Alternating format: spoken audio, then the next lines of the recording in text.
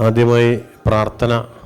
പാരം ദയാലുവായി ദാക്ഷിണ്യശാലിയായി വാഴുന്നോരീശ്വരൻ തിരുനാമത്തിൽ നിഖില ലോകങ്ങൾക്കും ഏകരക്ഷകനാകും അഖിലേശ്വരനല്ലയോ സകല സ്തുതിയും. അഖിലേശ്വരനല്ലയോ സകല സ്തുതിയും.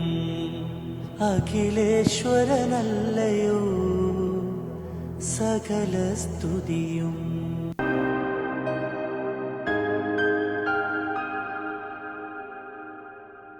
വേദിയിലും സദസ്സിലുമുള്ള പ്രമുഖ വ്യക്തിത്വങ്ങളെ, പ്രിയ സുഹൃത്തുക്കളെ, വളരെ സന്തോഷകരമായ ഒരു വേദിയിലാണ് നമ്മളെല്ലാവരും ഇന്നിപ്പോൾ ഇവിടെ ഒത്തുചേർന്നിട്ടുള്ളത്. പീസ് വാലിയിലെ പ്രധാനപ്പെട്ട 2 ഡിപ്പാർട്ട്മെൻറ്റുകളാണ് ഫിസിക്കൽ മെഡിസിൻ റീഹാബിലിറ്റേഷൻ PMR ഡിപ്പാർട്ട്മെൻറ്റും ഇയർലി ഇൻ്റർവെൻഷൻ സെൻറ്റർ അതായത് EIC ഡിപ്പാർട്ട്മെൻറ്റും. അതായത് ശാരീരികവും മാനസികവുമായിട്ട് വിവിധങ്ങളായ കഷ്ടപ്പാട് അനുഭവിക്കുന്ന കുറേ മനുഷ്യർ അല്ലെങ്കിൽ കുഞ്ഞു മക്കൾ, അവർക്കൊക്കെ അവരുടെ ജീവിതത്തിൽ കൃത്യമായ അല്ലെങ്കിൽ അവർക്കൊക്കെ കൃത്യമായ തെറാപ്പികളിലൂടെ കൃത്യമായ റീഹാബിലിറ്റേഷനിലൂടെ പുതിയൊരു ജീവിതത്തിലേക്ക് വഴിപിടിച്ച് നടത്തുന്ന 2 പീസ് വാലിയിലെ പ്രാധാന്യമുള്ള 2 വിഭാഗങ്ങളാണ് PMR ആൻഡ് EIC ഡിപ്പാർട്ട്മെൻറ്റുകൾ.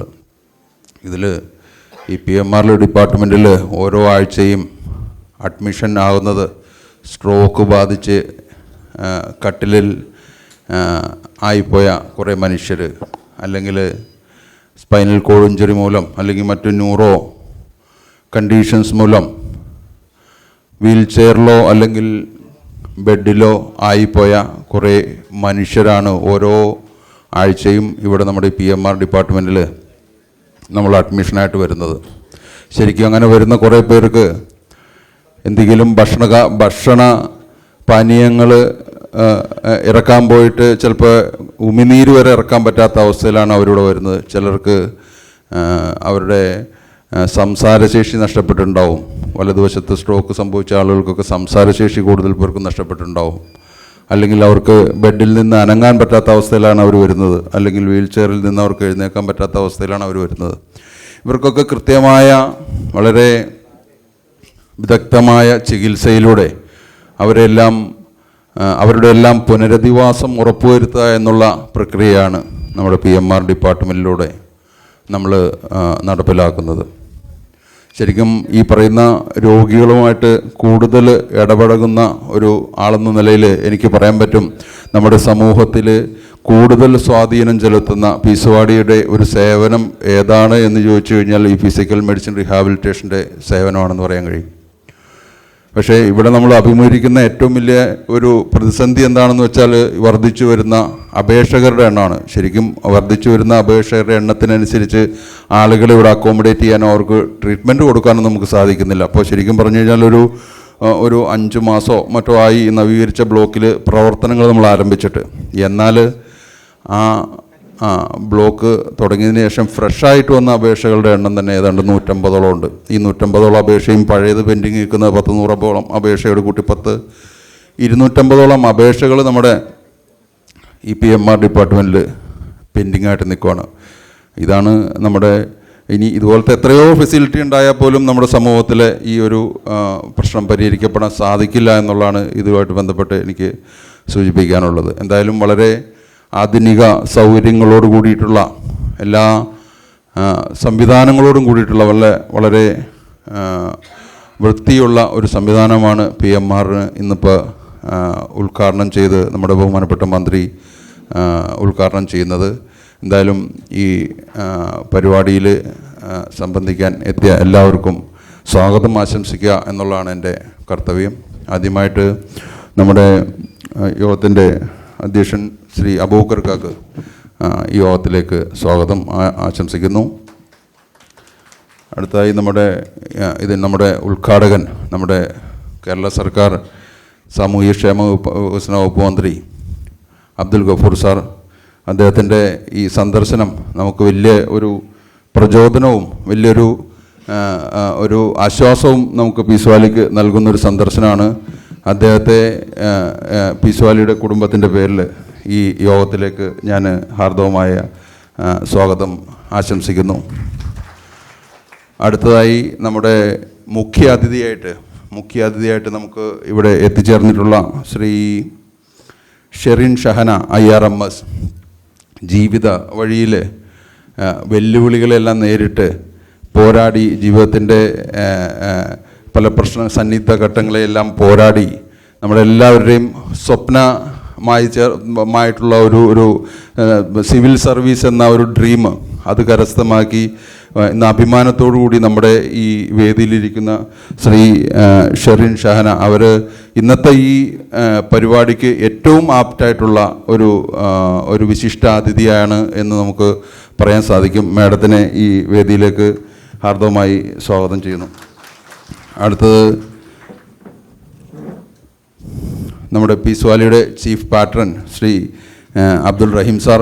അദ്ദേഹം പീസ് വാലിയുടെ ഓരോ കാര്യങ്ങൾക്കും എപ്പോഴും സദാ സന്നദ്ധനായിട്ടുള്ള അദ്ദേഹത്തെ പ്രത്യേകിച്ച് ആർക്കും മുന്നിലും പരിചയപ്പെടുത്തേണ്ട കാര്യമില്ല. അദ്ദേഹത്തെ ഈ വേദിയിലേക്ക് ഞാൻ സ്വാഗതം ആശംസിച്ചുകൊള്ളുന്നു. അടുത്തത് പീസ് വാലിയുടെ ട്രസ്റ്റ് മെമ്പർ ശ്രീ നൂർ മുഹമ്മദ് സേഡ് സാർ. അദ്ദേഹം പീസ് വാലിയുടെ എല്ലാ പ്രവർത്തനങ്ങളിലും ഇതുപോലെ എപ്പോഴും നിത്യസാന്നിധ്യമായിട്ടുള്ള അദ്ദേഹത്തിനെ പീസ് വാലിയിലെ ഈ വേദിയിലേക്ക് സ്വാഗതം ആശംസിക്കുന്നു. അടുത്ത ഡോക്ടർ രമ്യ. അദ്ദേഹത്തോടുള്ള കടപ്പാട് നമുക്ക് പ്രത്യേകിച്ച് എടുത്ത് പറയാതിരിക്കാൻ കഴിയില്ല. രാജഗിരി ഹോസ്പിറ്റലിലെ ഫിസിക്കൽ മെഡിസിൻ റീഹാബിലിറ്റേഷനിലെ ഡോക്ടറാണ്. പക്ഷേ മാഡമാണ് ഈ പീസ് വാലിയുടെ PMR എന്ന ഈ ഡിപ്പാർട്ട്മെൻറ്റ് കോർഡിനേറ്റ് ചെയ്ത് കൊണ്ടുപോകുന്നത്. ഇവിടെ വരുന്ന ഈ ഓരോ രോഗികളുടെയും ഓരോ ട്രീറ്റ്മെൻറ്റ് അസസ്മെൻറ്റുകളും എടുക്കുകയും ഇവരുടെ ഓരോ പ്രോഗ്രസ് വിലയിരുത്തുകയും കൃത്യമായി പീസ് വാലിയിലെ ഈ ട്രീറ്റ്മെൻറ്റിനെ മോണിറ്റർ ചെയ്യുന്ന ഇതിനെ ലീഡ് ചെയ്യുന്ന മാഡമാണ്. അവർ നമുക്ക് വർഷങ്ങളായി അവരുടെ സേവനം പീസ് വാലിക്ക് വേണ്ടിയിട്ട് നൽകിക്കൊണ്ടിരിക്കുകയാണ്. മാഡത്തിനെ ഈ വേദിയിലേക്ക് ഹാർദവമായി സ്വാഗതം ആശംസിക്കുന്നു. അടുത്ത് ശ്രീ റഷീദ് കോട്ടയിൽ, പീസ് വാലിയുടെ UAE ചാപ്റ്റർ പ്രസിഡൻ്റാണ്. അദ്ദേഹത്തെ ഈ വേദിയിലേക്ക് ഹാർദവമായി സ്വാഗതം ആശംസിക്കുന്നു. അടുത്തത് രാജീവ് പള്ളിരുത്തി, പീസ് വാലിയുടെ വൈസ് ചെയർമാൻ. അദ്ദേഹത്തെ ഈ വേദിയിലേക്ക് ഹാർദവമായി സ്വാഗതം ആശംസിക്കുന്നു. മറ്റു നമ്മുടെ നെല്ലിക്കുഴി നെല്ലിക്കുഴി ഗ്രാമപഞ്ചായത്ത് പ്രസിഡൻറ്റ്, മൂവാറ്റുപുഴ മുനിസിപ്പൽ ചെയർപേഴ്സൺ, മറ്റു വേദിയിലിരിക്കുന്ന പ്രമുഖ വ്യക്തിത്വങ്ങൾ, മറ്റെല്ലാവർക്കും ഒറ്റ വാക്കിൽ സ്വാഗതം ആശംസിച്ചുകൊണ്ട് നിർത്തുന്നു. നമസ്കാരം. ദൈവത്തിൻ്റെ രക്ഷയും സമാധാനവും നമുക്കെല്ലാവർക്കും ഉണ്ടാകട്ടെ എന്ന് ആദ്യമേ പ്രാർത്ഥിക്കുകയാണ്. എനിക്ക് ഇന്ന് ഈ വേദിയിലിരിക്കുമ്പോൾ ഓർമ്മ വരുന്നത് ഇതിന് തറക്കല്ലിട്ട ദിവസമാണ്. തറക്കല്ല് ഇടാൻ വേണ്ടി ഏറ്റിരുന്നത് അന്നത്തെ മുഖ്യമന്ത്രിയായിരുന്ന ശ്രീ ഉമ്മൻചാണ്ടി സാർ അവറുകളായിരുന്നു. അതോടൊപ്പം തന്നെ ഇന്നത്തെ മിനിസ്റ്ററിൻ്റെ പിതാവ് ഇബ്രാഹിം കുഞ്ഞ് സാറാണ് അന്നത്തെ പ്രോഗ്രാം ഉദ്ഘാടനം ചെയ്യാൻ. അങ്ങനെ രണ്ടുപേരായിരുന്നു അതിഥികളായിട്ടുണ്ടായിരുന്നത്. എന്തോ സാഹചര്യത്തിൽ മുഖ്യമന്ത്രിക്ക് അന്ന് വരാൻ കഴിഞ്ഞില്ല. ഞാൻ ഇന്നാൾ മുഖ്യമന്ത്രിയുടെ അനുസ്മരണം ഇവിടെ വച്ചപ്പോൾ ഉമ്മൻചാണ്ടി സാറിന് എല്ലാവിധ പ്രവർത്തന വൈഭവവും നന്മയും ഒക്കെ ഉണ്ടായി ഒരുപാട് സൽക്കർമ്മങ്ങളൊക്കെ ചെയ്താണ്. അദ്ദേഹത്തിൻ്റെ ഒരു കുറവ് പീസ് വാലിയിൽ അന്ന് വരാൻ കഴിഞ്ഞില്ല എന്നുള്ളതാണ് കുറവ്. അത് പരിഹരിച്ചത് ഈ മിനിസ്റ്ററുടെ പിതാവ്. ശരിക്ക് വലിയ കോരിച്ചൊരിയെന്ന് എനിക്ക് തോന്നണേ. അതിനകത്ത് ഒക്കെ പങ്കെടുത്ത ഒരുപാട് ആളുകൾ ഇതിനകത്ത് ഉണ്ടാവുന്നു. പന്തൽ വരെ പൊളിക്കുന്ന രീതിയിൽ കാറ്റും മഴയും ശക്തമായി. ഇവിടെ ഒരു വഴി വരെ ഉണ്ടായിരുന്നില്ല അന്ന്. ഇവിടെ വണ്ടി ഇറങ്ങാൻ വരെ ഒരു സാഹചര്യം ഉണ്ടായിരുന്നില്ല. ആ സാഹചര്യത്തിൽ മിനിസ്റ്റർ വരാതെ വന്നപ്പോൾ അന്നത്തെ ഇന്നത്തെ മിനിസ്റ്ററുടെ പിതാവ് ഇബ്രാഹിം കുഞ്ഞ് സാർ ആണ് വന്ന് ഇതിനെ ചില സ്ഥാപനം നടത്തിയത്. അതുകൊണ്ട് എനിക്ക് മന്ത്രിയുടെ അടുത്ത് പറയാനുള്ളത്, പിതാവ് പീസ് വാലിയെ അന്ന് ഹൃദയത്തിൽ ഏറ്റെടുക്കുക ഇത്. അന്നത്തെ വലിയ തടസ്സങ്ങളൊക്കെ ഉണ്ടായിരുന്നു. അതൊന്നും പറയാൻ ഇപ്പോൾ നേരമില്ല. നിങ്ങളും പീസ് വാലിയോടൊപ്പം ഉണ്ടാകണം. പീസ് വാലിയുടെ ആത്മാവെന്ന് പറഞ്ഞത് തന്നെ മാതാപിതാക്കളാണ്. നിങ്ങളുടെ പിതാവ് തുടങ്ങി വച്ച ഒരു വലിയ സൽക്കർമ്മം. ഇരിക്കുന്ന കുറേ മനുഷ്യരുടെ മാതാപിതാക്കൾക്ക് വേണ്ടി മക്കൾ നൽകിയ ഉപഹാര പീസ് വാലി. ശരിക്കും ഇരിക്കുന്ന മുഴുവൻ മനുഷ്യരുടെ, എനിക്ക് വിചാരിക്കണോ എല്ലാ മനുഷ്യരുടെയും മാതാപിതാക്കൾക്ക് വേണ്ടി. അതുകൊണ്ട് തന്നെയാണ് പീസ് വാലി ഇങ്ങനെ അത്ഭുതകരമായി വളർന്നുകൊണ്ടിരിക്കുന്നത്, ഈ മാതാപിതാക്കളെ കൊണ്ടാണ്. ശരിക്കും അതുകൊണ്ട് എനിക്ക് എന്നോടും നിങ്ങളോടും മിനിസ്റ്ററോടും ഒക്കെ പറയാനുള്ളത്, പീസ് വാലി എന്ന് പറഞ്ഞാൽ മാതാപിതാക്കളാണ്. അതുകൊണ്ട് ജീവിച്ചിരിക്കുന്ന നമ്മുടെ മാതാപിതാക്കളെ പരിഗണിക്കാനും പരിചരിക്കാനും നമുക്ക് കഴിയണം. ആ വിഷയത്തിലൊക്കെ എന്തെങ്കിലും വീഴ്ച എനിക്കും നിങ്ങൾക്കൊക്കെ സംഭവിക്കുന്നുണ്ടോ എന്ന് നെഞ്ചത്ത് കൈവച്ച് ആത്മപരിശോധന നടത്തണം. അതാണ് പീസ് വാലിയുടെ സന്ദേശം. അതുപോലെ മരണപ്പെട്ടു പോയി. ഇപ്പം എൻ്റെ പിതാവ് മരണപ്പെട്ടു, മിനിസ്റ്റർ പിതാവ് മരണപ്പെട്ടു. അങ്ങനെ നമ്മുടെയൊക്കെ ഒരുപാട് മാതാക്കന്മാരൊക്കെ മരണപ്പെട്ടിട്ടുണ്ട്. അവരെ നമ്മൾ എന്നും ഓർക്കുകയും അവർക്ക് വേണ്ടി പ്രാർത്ഥിക്കുകയും ചെയ്യണം. എന്നും അവരെ ഓർക്കാത്ത, പറയാത്ത, പ്രാർത്ഥിക്കാത്ത ഒരു ദിവസം നമ്മുടെ വീടുകളിൽ ഉണ്ടാകുമ്പോൾ അതാണ് പീസ് വാലി ഉദ്ദേശിക്കുന്നത്.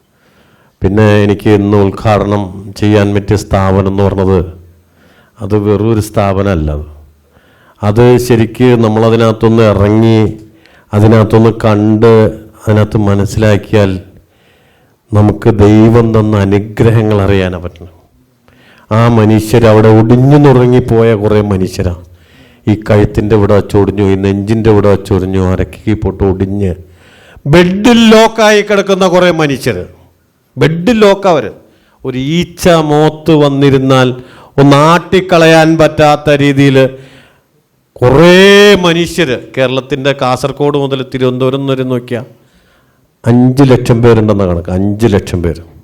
ഇപ്പം ഇവിടെ നമ്മൾ 100 പേരെ ഒരേ സമയം ചികിത്സിക്കാൻ കേരളത്തിലെ തന്നെ ഏറ്റവും വലിയ സംവിധാനമായി പീസ് വാലി തുറന്നു എന്നൊക്കെ നമ്മൾ പറയും. 5 ലക്ഷം പേര് എടുക്കണോടത്ത് 100 പേര് എന്താവാനാ? അപ്പം അതുകൊണ്ട് അവരെ കാണുമ്പോൾ, അവരെ കേൾക്കുമ്പോൾ, അവരെ ഇടപെടുമ്പോൾ ഒക്കെ ദൈവം, ഈശ്വരൻ, അള്ളാഹു നമുക്ക് നൽകിയ അനുഗ്രഹങ്ങൾ അറിയാൻ.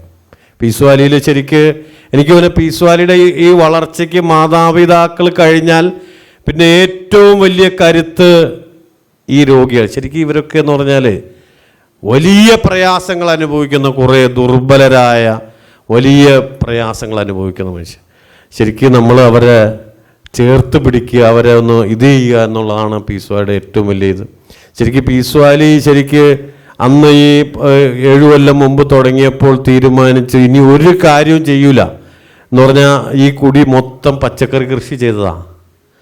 ഈ സ്പൈനൽ കോഡ് ഇഞ്ചുറി പറ്റിയ 10 രോഗികളാണ് പീസ് വാലിയുടെ മുഖച്ഛായ തന്നെ മാറ്റിമറിച്ചത്. എന്ന് പറഞ്ഞാൽ ജീവിതത്തിൽ ഏതോ അവസ്ഥയിൽ ബെഡിൽ ലോക്കായി പോയ ഈ മനുഷ്യരെ അവരുടെ മാനസികമായി, ശാരീരികമായി കരുത്ത് പകർന്ന് ഇനിയും ഞങ്ങൾക്ക് ജീവിക്കാൻ കഴിയുമെന്നുള്ള വലിയൊരു ഉറപ്പ് അല്ലെങ്കിൽ ഒരു ചേർത്ത് നിർത്തലാണ് പീസ് വാലി അവർക്ക് കൊടുത്തത്. ആ 10 പേരുടെ വളർച്ചയാണ് പീസ് വാലി ഇന്ന് ഈ കാണുന്നത്. അതുകൊണ്ട് എനിക്ക് മന്ത്രിയോട് പ്രത്യേകം, മന്ത്രിക്ക് ഒരുപാട് പരിപാടികളും മരണവും അത് കഴിഞ്ഞ് 7 മണിക്ക് ട്രെയിനിന് തിരുവനന്തപുരത്തിന് പോകേണ്ടതുമാണ്. അതുകൊണ്ട് എനിക്ക് എന്നോടും നിങ്ങളോടും എല്ലാവരോടും പറയാനുള്ളത്, നമ്മുടെയൊക്കെ വീടിൻ്റെ പരിസരങ്ങളിൽ ഇത്തരം പ്രയാസങ്ങൾ അനുഭവിക്കുന്ന മനുഷ്യരുണ്ട്. അവരെ കേൾക്കാതിരുന്നൂടാ, അവരെ കാണാതിരുന്നൂടാ, അവരുടെ പ്രശ്നങ്ങളിൽ ഇടപെടാതിരുന്നൂടാ. അതിന് പറയുന്ന പേരാണ് പീസ് വാലി. ആ ഇടപെടുന്നതിന് പറയുന്ന പേരാണ് പീസ് വാലി.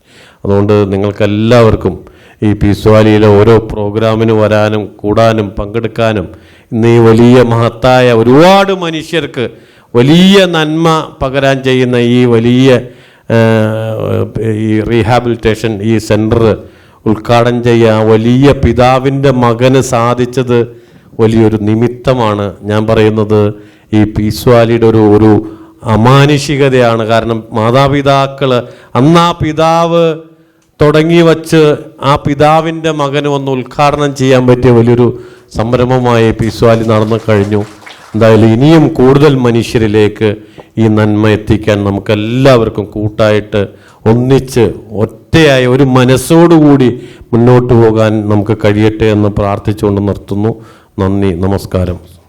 വേദിയിലും സദസ്സിലുമുള്ള ബഹുമാന വ്യക്തിത്വങ്ങൾ, സഹോദരി സഹോദരന്മാരെ, പീസ് വാലി എന്ന് പറയുന്ന ഈ സ്ഥാപനം പീസ് വാലിയെ പോലെ ഇന്ന് കേരളത്തിൽ പീസ് വാലി മാത്രമുള്ളൂ എന്ന് പറയാൻ ഞാൻ ആഗ്രഹിക്കുകയാണ്. കാരണം സാമൂഹ്യ നീതി വകുപ്പിൻ്റെ ചുമതല ഉള്ള ഒരാളെന്ന നിലയിൽ ഇത്തരം സ്ഥാപനങ്ങളുടെ നിയന്ത്രണവും അല്ലെങ്കിൽ അതിൻ്റെ ഡെവലപ്മെൻറ്റും അതിൽ വരുന്ന ആളുകളുടെ ക്ഷേമവും ഒക്കെ നോക്കേണ്ട ഒരു വകുപ്പ് കൂടിയാണ് സാമൂഹ്യ നീതി വകുപ്പ്. ഇപ്പോൾ ഇവിടെ ഉള്ള എല്ലാ വിഭാഗം ആളുകളുടെയും കാര്യങ്ങൾ നോക്കേണ്ട ഒരു വകുപ്പാണ് സാമൂഹ്യ നീതി വകുപ്പ്.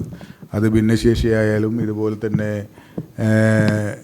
ഫിസിയോതെറാപ്പി ആവശ്യമായി വരുന്ന കാര്യങ്ങളായാലും അല്ലെങ്കിൽ ഡി അഡിക്ഷൻ ആയാലും അങ്ങനെ വിവിധ മേഖലകളിൽ ഇന്ന് ഇവിടെ പ്രവർത്തിക്കുന്ന മിക്ക സ്ഥാപനങ്ങളുടെയും അതിൽ ഉള്ള ആളുകളുടെ കാര്യങ്ങൾ നോക്കേണ്ട ഒരു വകുപ്പ് കൂടിയാണ്. അപ്പോൾ ഞാൻ കേരളത്തിലിപ്പോൾ 2 മാസമേ ആയിട്ടുള്ളൂ വന്നിട്ടെങ്കിലും അത്യാവശ്യം സ്ഥാപനങ്ങളിലൊക്കെ സന്ദർശിക്കാനുള്ള ഒരു സമയം കണ്ടെത്തി അവിടെയൊക്കെ പോകാൻ ശ്രമിച്ചുകൊണ്ടിരിക്കുകയാണ്. അപ്പോൾ നമ്മുടെ കേരളത്തിൽ ഇപ്പോൾ സർക്കാർ മേഖലയിൽ ഏറ്റവും വലിയ ഇത്തരം സ്ഥാപനം എന്ന് പറയുന്നത് തിരുവനന്തപുരത്ത് പ്രവർത്തിക്കുന്ന നിഷാണ്. നിപ്മറുണ്ട് ഇവിടെ. അപ്പോൾ നിഷ് ഇപ്പോൾ ഒരു യൂണിവേഴ്സിറ്റി ആക്കാൻ വേണ്ടി ശ്രമിച്ചുകൊണ്ടിരിക്കുകയാണ്. കാരണം ഇന്നിപ്പോൾ നമ്മൾ ലക്ഷക്കണക്കിന് ആളുകൾ ഇങ്ങനത്തെ ദുരിതം അനുഭവിക്കുമ്പോൾ അവർക്ക് സേവനം കൊടുക്കേണ്ട ആളുകളാണ്. ഇപ്പോൾ സ്പീച്ച് തെറാപ്പി, അതേപോലെ ഒക്കുപേഷണൽ തെറാപ്പി, അങ്ങനെ വിവിധ കോഴ്സുകളുണ്ട്. ഈ കോഴ്സുകൾ പഠിച്ച ആളുകളെ കിട്ടാൻ ഇന്ന് ബുദ്ധിമുട്ടുള്ള ഒരു സമയമാണ്. അവരെ എങ്ങനെ നമുക്ക് ഇവരെ സഹായിക്കാൻ വേണ്ടി ഇത്തരം ക്വാളിഫൈഡ് ആയിട്ടുള്ള ആളുകളെ എങ്ങനെ ഉണ്ടാക്കും എന്നുള്ളതിനെക്കുറിച്ചാണ് നമുക്ക് ഇപ്പോൾ ചിന്തിച്ചുകൊണ്ടിരിക്കുന്നത്. കാരണം നിഷിലൊക്കെ അതിന് ലിമിറ്റഡ് കപ്പാസിറ്റി ഇപ്പോൾ ഉള്ളൂ. അതൊക്കെ ഒരു യൂണിവേഴ്സിറ്റിയായി അല്ലെങ്കിൽ വലിയൊരു പ്രസ്ഥാനമായി ഒന്നുകൂടി വളർന്നാൽ മാത്രമേ നമുക്ക് ആവശ്യമുള്ള ഈ തെറാപ്പിസ്റ്റുകളെ കിട്ടാനുള്ള സാധ്യതയുള്ളൂ. അപ്പോൾ അത്തരം കാര്യങ്ങളിൽ നമ്മൾ ഗവൺമെൻറ് പ്രത്യേകം ശ്രദ്ധ ചെലുത്തിക്കൊണ്ടിരിക്കുന്ന ഒരു കാര്യമാണ്. നമ്മൾ ഈ ഇത്തരം സ്ഥാപനങ്ങൾ ഇവിടെ എത്ര കെട്ടിടം കെട്ടിപ്പൊക്കിയാലും ഇന്ന് കേരളത്തിൽ ഈ ദുരിതം അനുഭവിക്കുന്ന ആളുകളെ സഹായിക്കാൻ മതിയാവില്ല എന്നുള്ള കാര്യത്തിൽ യാതൊരു തർക്കവുമില്ല. ഒരു കടൽ പോലെ കിടക്കുന്ന ഒരു മേഖലയാണ്. കാരണം അത്രത്തോളം ബുദ്ധിമുട്ട് ആളുകൾ അനുഭവിക്കുന്നുണ്ട്. സ്ട്രോക്ക് വന്ന ആളുകളുടെ കാര്യം പറഞ്ഞു.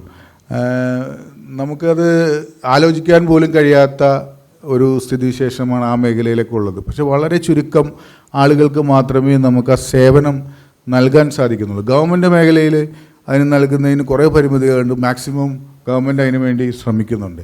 സ്വകാര്യ മേഖലയിലാണെങ്കിലും ഇപ്പോൾ നമ്മൾ ഇവിടെ പറഞ്ഞു 100 പേർക്കുള്ള സൗകര്യമേ ഇപ്പോൾ നമുക്ക് ഏർപ്പെടുത്താൻ കഴിഞ്ഞിട്ടുള്ളൂ. 100 പേരെന്ന് പറയുന്നത് പോയിൻ്റ് എത്രയോ ശതമാനമായിരിക്കും ഈ കേരളത്തിലുള്ള ഇത്തരം ആളുകളെ വെച്ച് നോക്കുമ്പോൾ .something% മാത്രമേ ആകുന്നുള്ളൂ എന്നുള്ളതാണ് ഏറ്റവും ദുഃഖകരമായ അവസ്ഥ. പക്ഷേ അപ്പോഴും നമുക്ക് അത്രയും പേർക്കെങ്കിലും സൗകര്യം കൊടുക്കാൻ കഴിയുന്നു എന്നുള്ളത് വലിയ സന്തോഷമുള്ള കാര്യമാണ്. അതിൻ്റെ പിന്നിൽ പ്രവർത്തിക്കുന്നത് ഇത്രയും ഒരു state of the art facility ഇത്തരം സംവിധാനങ്ങൾക്ക് കേരളത്തിൽ വേറെ എവിടെയും കൊടുക്കുന്നില്ല എന്നുള്ളത് അല്ലെങ്കിൽ കിട്ടുന്നില്ല എന്നുള്ളത് പറയാൻ എനിക്ക് കഴിയും. ഇത്രയും നാൾ പോയതിൽ വെച്ച് ഞാനിപ്പോൾ ഭിന്നശേഷിക്കാർക്ക് കൊടുക്കുന്ന സൗകര്യം നമ്മുടെ മുതുകാടിൻ്റെ ഒരു സംവിധാനമുണ്ട്. അത് മാത്രമാണ് എനിക്ക് തോന്നുന്നത് ഇതിൻ്റെ ഒപ്പം നിൽക്കുന്ന ഒരു സ്ഥാപനം എന്ന് പറയാവുന്നത്. ഇനിയും നമുക്ക് ഒരുപാട് കാര്യങ്ങൾ ഈ മേഖലയിൽ ചെയ്യാനുണ്ട്. പീസ് വാലിക്ക് തന്നെ അത് ചെയ്യാൻ സാധിക്കും. ഇത്തരം കാര്യങ്ങളിൽ തീർച്ചയായിട്ടും ഇപ്പോൾ പുതിയ ഗവൺമെൻറ് വന്നതിന് ശേഷം ഗവൺമെൻറ് ഒരു പോളിസി എന്ന് പറഞ്ഞാൽ കഴിഞ്ഞ കുറേ വർഷങ്ങളില്ലാതിരുന്ന ഒരു വ്യതിയാനം ഗവൺമെൻറ്റിൻ്റെ പോളിസിയിൽ ഉണ്ട്. അത് ഇത്തരം ആളുകളെ ചേർത്ത് പിടിച്ചുകൊണ്ട് മുമ്പോട്ട് പോകണമെന്നുള്ളതാണ് ഗവൺമെൻറ്റിൻ്റെ പോളിസി. അത് ബഹുമാനപ്പെട്ട മുഖ്യമന്ത്രി എല്ലാ വേദിയിലും അതിനെക്കുറിച്ച് സംസാരിക്കാറുണ്ട്. ആദ്യമായി ഒരു വയോജന വകുപ്പ് രൂപീകരിച്ച സംസ്ഥാനം കൂടിയാണ് കേരളം ഇന്ത്യയിൽ വെച്ച്. അപ്പോൾ ആ സെക്ടറിൽ ഏറ്റവും കൂടുതൽ കെയർ കൊടുക്കാൻ ഒരു ശ്രമം ഗവൺമെൻറ് നടത്തുന്നുണ്ട്. ഇപ്പോൾ ഈ ബഡ്ജറ്റിലാണെങ്കിലും ചെറിയ തോതിലാണെങ്കിലും അതിനുള്ളൊരു സപ്പോർട്ട് കൊടുക്കുന്നുണ്ട്. ഇനി വരാൻ പോകുന്ന ബഡ്ജറ്റുകൾ അല്ലെങ്കിൽ ഗവൺമെൻറ് പ്രോഗ്രാമിലൊക്കെ തീർച്ചയായിട്ടും അത്തരം പരിപാടികൾക്ക് കൂടുതൽ പ്രാധാന്യം കൊടുത്തുകൊണ്ടായിരിക്കും മുമ്പോട്ട് പോവുക. അപ്പോൾ എല്ലാവരുടെയും സഹകരണം വേണം. ഈ പീസ് വാലി നടത്തുന്ന പ്രവർത്തനങ്ങൾ പ്രത്യേകം ഗവൺമെൻറ്റിന് വേണ്ടി അഭിനന്ദിക്കുകയാണ്. കാരണം ഇത്തരം മോഡലുകൾ നമുക്ക് എല്ലായിടത്തും ഉണ്ടാകേണ്ടത് ഒരു ആവശ്യമാണ്. പക്ഷേ നിർഭാഗ്യവശാൽ എല്ലായിടത്തും ഉണ്ടാകുന്നില്ല എന്നുള്ളത് ഒരു വസ്തുതയാണ്. ഇതിൽ പ്രവർത്തിക്കുന്ന ട്രസ്റ്റ് അംഗങ്ങൾ വിവിധ തരത്തിൽ പല മേഖലകൾ സഹായിക്കുന്നവരാണ്. പീസ് വാലിയിൽ മാത്രമല്ല, മറ്റുള്ള സ്ഥലങ്ങളിലുമൊക്കെ. ഇപ്പോൾ ഇതിനകത്തുള്ള സമീറിനെ പോലുള്ള ആളുകളൊക്കെ നമ്മുടെ ചെറിയ സംവിധാനത്തിൽ പോലും നമ്മളോടൊക്കെ സഹകരിച്ച് പ്രവർത്തിക്കുന്ന ആളുകളാണ്. അപ്പോൾ ഇവിടെ മാത്രം ഒതുങ്ങി നിൽക്കാതെ മറ്റുള്ള സ്ഥലങ്ങളിൽ കൂടി ഇതിനെ വ്യാപിപ്പിച്ചുകൊണ്ട് പീസ് വാലിയുടെ കീഴിലാണെങ്കിൽ അങ്ങനെ, അല്ലെങ്കിൽ മറ്റുള്ള രീതിയിലാണെങ്കിൽ അങ്ങനെ ഒക്കെ പ്രവർത്തനങ്ങൾ മുമ്പോട്ട് കൊണ്ടുപോകാൻ ഇതിൻ്റെ ട്രസ്റ്റ് അംഗങ്ങൾക്കും അതുപോലെ തന്നെ ഇതിൻ്റെ സംഘാടകർക്കും ഒക്കെ സാധിക്കട്ടെ എന്നുകൂടി ആശംസിച്ചുകൊണ്ട് പ്രാർത്ഥിച്ചുകൊണ്ട് ഈ ന്യൂറോ റീഹാബിലിറ്റേഷൻ സെൻറ്റർ അതോ പുതിയ നവീകരിച്ച ന്യൂറോ റീഹാബിലിറ്റേഷൻ സെൻറ്റർ, അതിനെക്കുറിച്ച് കൂടി പറയാതിരിക്കാൻ പറ്റില്ല. ന്യൂറോ റീഹാബിലിറ്റേഷൻ സെൻറ്റർ ഞാൻ ഇപ്പോൾ പറയുകയാണെങ്കിൽ വ്യക്തിപരമായി എനിക്കൊരു അനുഭവം ഉള്ളതുകൊണ്ട്, എൻ്റെ വീട്ടിൽ അങ്ങനെ ഒരു അനുഭവം നടന്നതുകൊണ്ട് ഞാനിതിനെക്കുറിച്ച് പേഴ്സണലായിട്ട് ഗവൺമെൻറ്റിൽ വന്നതിന് ശേഷമല്ല, അതിന് മുമ്പ് മുതൽ ഇതിനെക്കുറിച്ച് അന്വേഷിക്കുകയും, ഞാനിപ്പോൾ അദ്ദേഹത്തെ കണ്ടപ്പോൾ ചോദിച്ചു ഇന്ന ഫെസിലിറ്റിയൊക്കെ ഉണ്ടോ എന്ന് ഞാൻ അദ്ദേഹത്തോട് അങ്ങോട്ട് ചോദിക്കുകയാണ് ചെയ്തത്. കാരണം എന്താ വെച്ചാൽ ഇതാണ് ഇതിൻ്റെ പുതിയ ഏറ്റവും നൂതനമായ സംവിധാനം എന്ന് മനസ്സിലാക്കിയതുകൊണ്ടാണ് ചോദിച്ചത്. അപ്പോൾ അദ്ദേഹം പറഞ്ഞു ഞാൻ പറഞ്ഞതുകൊണ്ട് ഞാൻ പറയാത്ത ചില കാര്യങ്ങളും ഉണ്ട് എന്ന് അദ്ദേഹം പറയുക. അപ്പോൾ അത്രയും നൂതനമായ ഒരു സംവിധാനം നമ്മുടെ ഈ നവീകരിച്ച ഫിസിയോതെറാപ്പി സെൻറ്ററിനെ ഉണ്ടാക്കി എടുക്കുവാൻ സാധിച്ചിട്ടുണ്ട്. എല്ലാവിധത്തിലുള്ള തെറാപ്പികളും നൽകാൻ കഴിയുന്ന ഒരു രീതിയിൽ അതിനെ മാറ്റിയെടുത്തിട്ടുണ്ട്. തീർച്ചയായിട്ടും എല്ലാവിധ ആശംസകളും നേരുകയാണ്. തുടർന്ന് ഈ പ്രവർത്തനങ്ങൾ മുമ്പോട്ട് കൊണ്ടുപോകാൻ സാധിക്കട്ടെ എന്നൊരിക്കൽ കൂടി ആശംസിച്ചുകൊണ്ട് ഈ നവീകരിച്ച ഫിസിയോതെറാപ്പി സെൻറ്ററിൻ്റെ ഔപചാരികമായ ഉദ്ഘാടനം നിർവഹിച്ചായി അറിയിച്ചുകൊണ്ട് നിർത്തുന്നു. നന്ദി. ജയ് ഹിന്ദ്.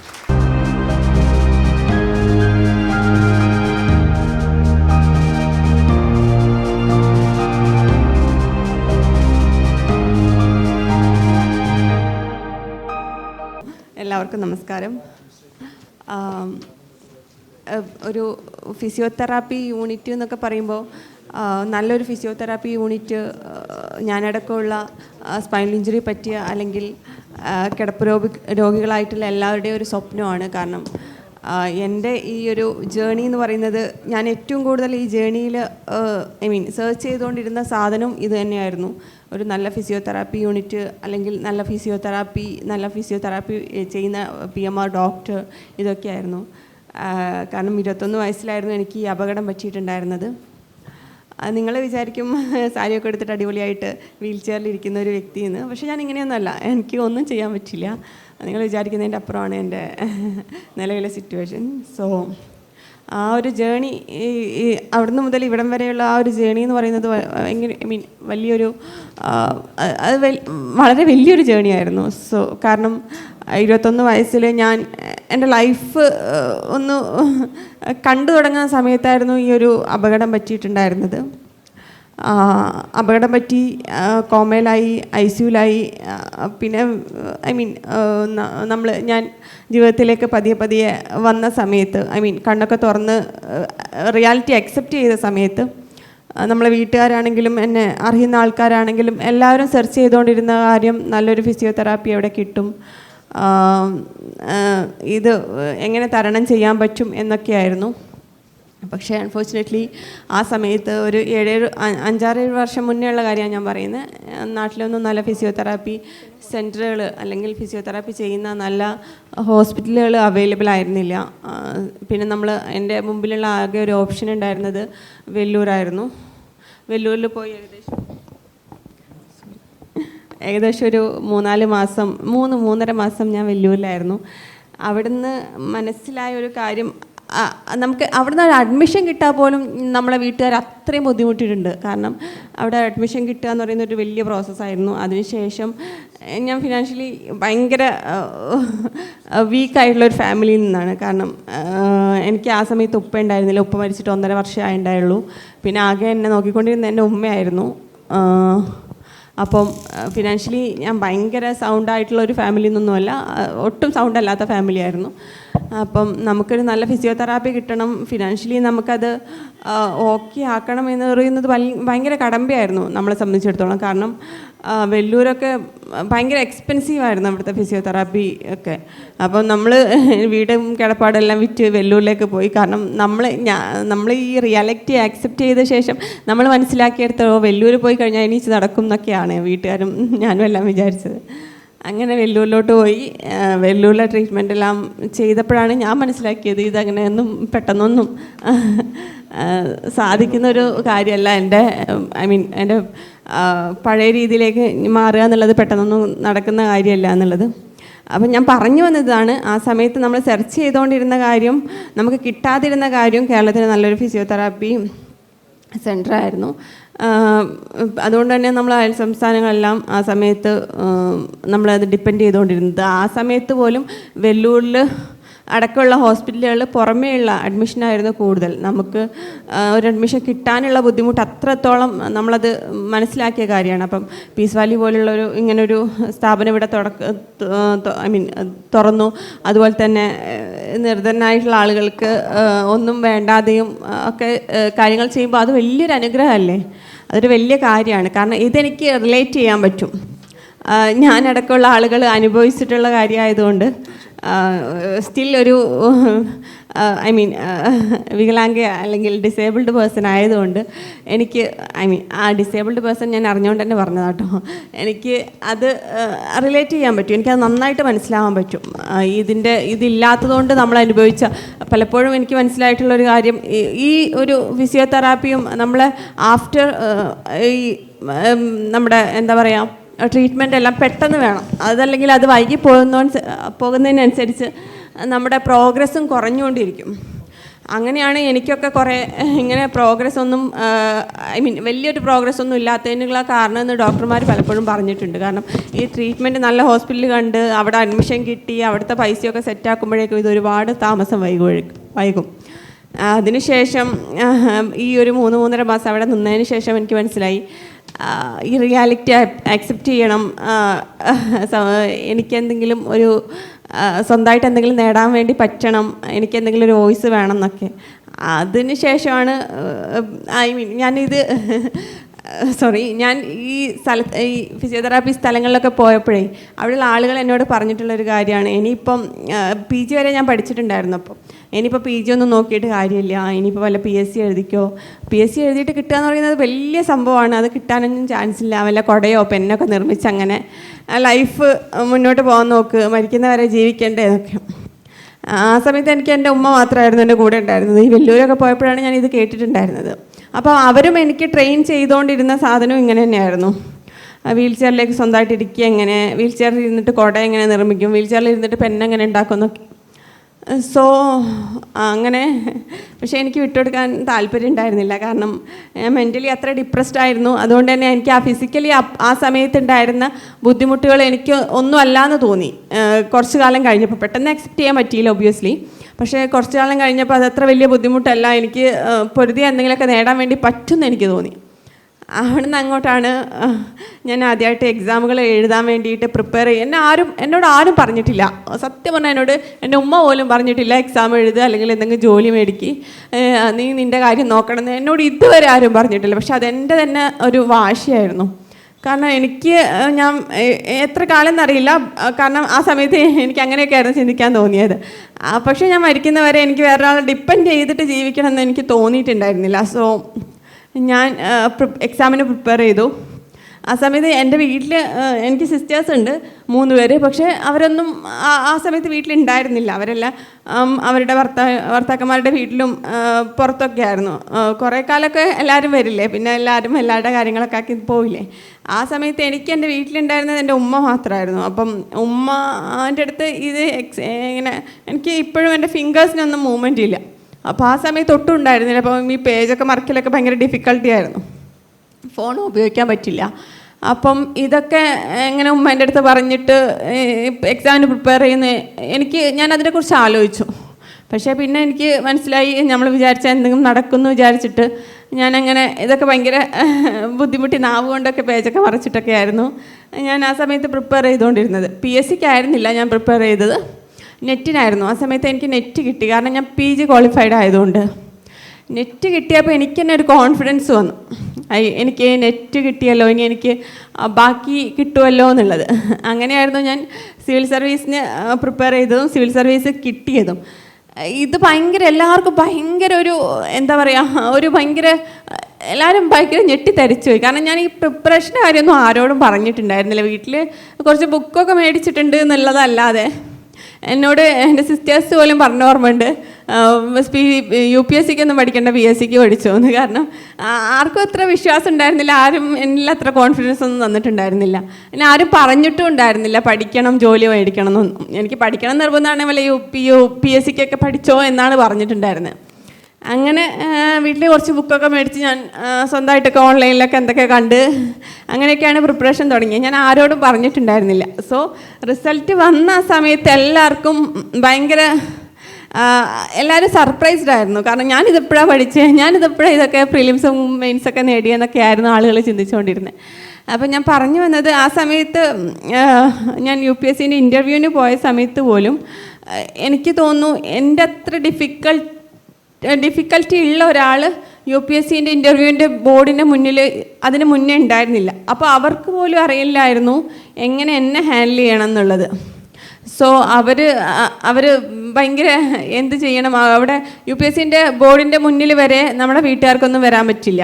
കുറേ നമ്മളെ ഒരു ഏകദേശം ഫസ്റ്റ് ഫ്ലോറിൽ ഇറക്കി വിട്ടിട്ട് അവരങ്ങോട്ട് പോവുക ചെയ്യാം. പക്ഷേ എനിക്ക് എൻ്റെ ആരെങ്കിലും കൂടെ വേണമായിരുന്നു. കാരണം എൻ്റെ കാലോ കൈയൊക്കെ താഴെ പോയാൽ എനിക്കത് എടുത്ത് വെക്കാൻ വേണ്ടി പറ്റില്ല. പക്ഷേ ഇവർക്കും ഇവരുടെ ഒരു പുതിയൊരു ഇതായിരുന്നു എന്നെ മാനേജ് ചെയ്യുന്നുള്ളത്. അതുകൊണ്ട് തന്നെ ഞാൻ UPSC ബോർഡിൻ്റെ മുന്നിൽ നിന്നപ്പോഴും ചെയർമാനാണെന്ന് തോന്നുന്നു, ചെയർമാൻ തന്നെ എനിക്ക് ഷെയ്ക്ക് തന്നു. അപ്പം എനിക്ക് തിരിച്ച് ഷെയ്ക്ക് ഹാൻഡ് കൊടുക്കാൻ പറ്റാത്തതുകൊണ്ട് കൊടുക്കാൻ പറ്റിയില്ല, കാരണം എൻ്റെ കയ്യിന് അത്ര മൂവ്മെൻ്റ് ഇല്ല. അപ്പം അയാളുടെ സാറിൻ്റെ മുഖത്തൊരു ഭയങ്കര ഒരു ഞാൻ ചെയ്തില്ലല്ലോ എന്നുള്ളൊരു ഇത് തന്നു. കാരണം വെച്ചാൽ എനിക്ക് പറ്റാത്തതുകൊണ്ടാണ്. പിന്നെയാണ് സാറിന് പോലും മനസ്സിലായത് എനിക്ക് ഇത്രയൊക്കെ പറ്റുള്ളൂ എന്നുള്ളത്. പിന്നെ അദ്ദേഹം തന്നെ എൻ്റെ വീൽ ചെയർ ഉന്തി, അദ്ദേഹം തന്നെ എനിക്ക് വാതിലെല്ലാം തുറന്നു തന്നു. അതാണ്. അപ്പോൾ അതാ ഞാൻ പറഞ്ഞു, എന്നെ വിചാരിക്കുന്ന പോലെയല്ല, എനിക്ക് അങ്ങനെ ഒന്നിനും അധികമൊന്നും പറ്റില്ല എന്നുള്ളത്. അങ്ങനെ UPSC ക്ലിയർ ചെയ്തു. ഇപ്പോൾ നോക്കുമ്പോൾ ഈ പറയുന്ന പീസ് വാലിയിൽ സാബിത്ത് അടക്കമുള്ള ആളുകളുടെ നല്ല മനസ്സുകൊണ്ട് ഇത് നന്നായിട്ട് പോകുന്നു എന്ന് പറഞ്ഞതുപോലെ എൻ്റെ ജീവിതത്തിലും കുറച്ച് നല്ല മനുഷ്യന്മാരുണ്ടായിരുന്നു എവിടെയൊക്കെയോ. ഞാൻ നന്നായിട്ട് കാണണം എന്ന് ആഗ്രഹിക്കുന്ന കുറച്ച് ആളുകൾ, മനസ്സുകൊണ്ടെങ്കിലും അല്ലെങ്കിൽ അവരുടെ പ്രാർത്ഥനകളിലെങ്കിലും. അതുകൊണ്ട് തന്നെ എനിക്ക് ഇവിടം വരെയൊക്കെ എത്താൻ പറ്റി. ഇപ്പം ഞാൻ പാലക്കാട് ADFM ആണ്, അതായത് ഡിവിഷണൽ ഫിനാൻസ് മാനേജർ, റെയിൽവേയിലാണ്. ഇപ്പം എന്നെ വെയിറ്റ് ചെയ്തിട്ട് കുറേ പേര് രാവിലെ അവിടെ നിൽക്കും. ഞാൻ സൈൻ ചെയ്താലേ കുറേ ബില്ലൊക്കെ പാസ്സാവുള്ളൂ. അതും റെയിൽവേൻ്റെ 10-25 ലക്ഷത്തിൻ്റെയൊക്കെ ബില്ല്.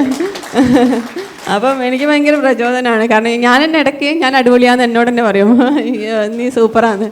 കാരണം എനിക്കൊന്നും പറ്റി, വല്ല കോട്ടയം പെന്നും നിർമ്മിച്ചു ആ പരിശീലനം കിട്ടിയ ഞാൻ ഇവിടെ വരെ എത്തിയല്ലോ എന്ന് ഞാൻ തന്നെ എന്നെ മോട്ടിവേറ്റ് ചെയ്യാറുണ്ട്. ഇടയ്ക്ക് ഞാൻ വല്ലാണ്ട് ഡിപ്രസ്ഡ് ആകുമ്പോൾ. അപ്പം ഇതൊക്കെയാണ് ലൈഫ്. നമ്മൾ വിചാരിച്ചിട്ടുണ്ടെങ്കിൽ നടക്കാത്തതായിട്ടൊന്നുമില്ല, പഠിച്ചവൻ കൂടെ നിൽക്കും.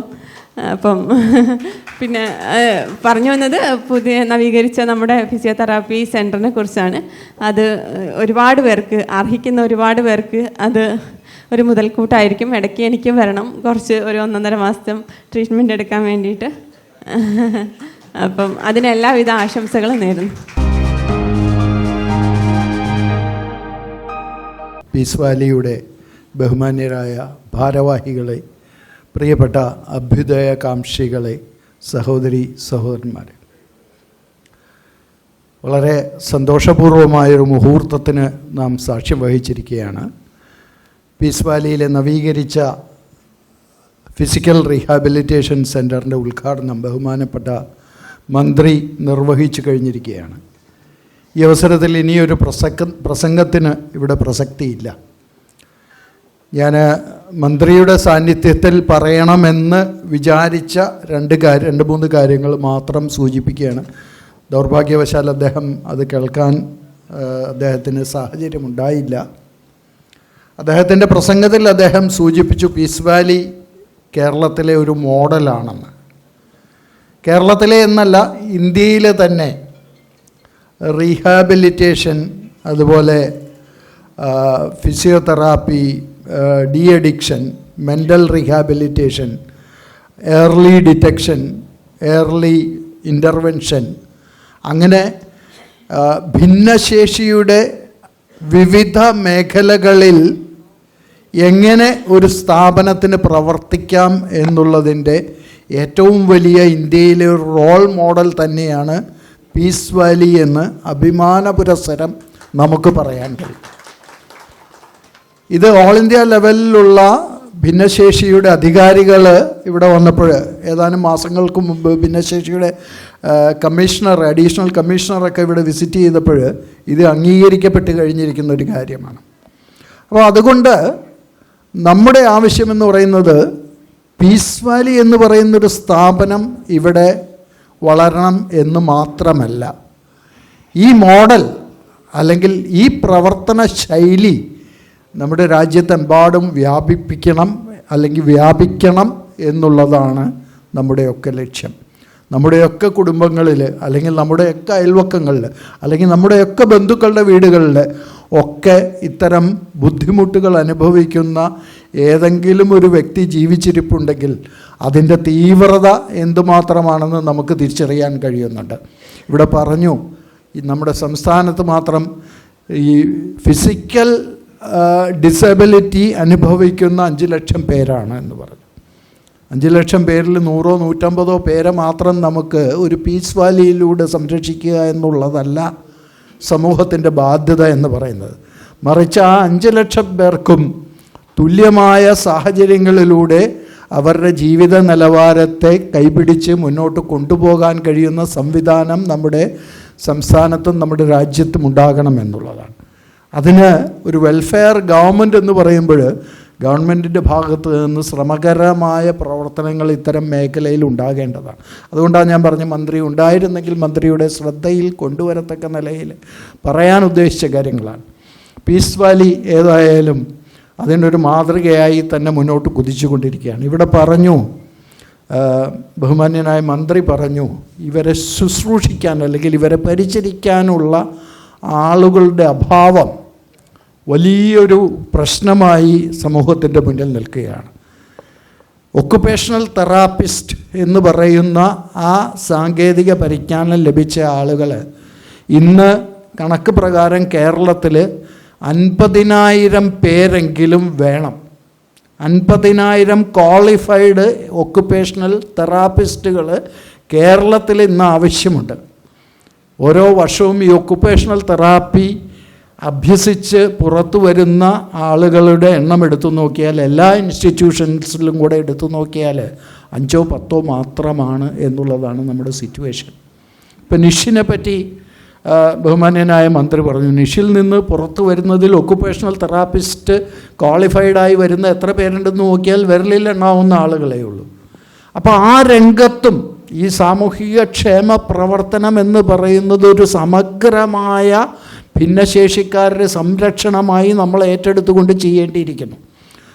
അപ്പോൾ മാത്രമാണ് നമ്മുടെയൊക്കെ ബാധ്യത.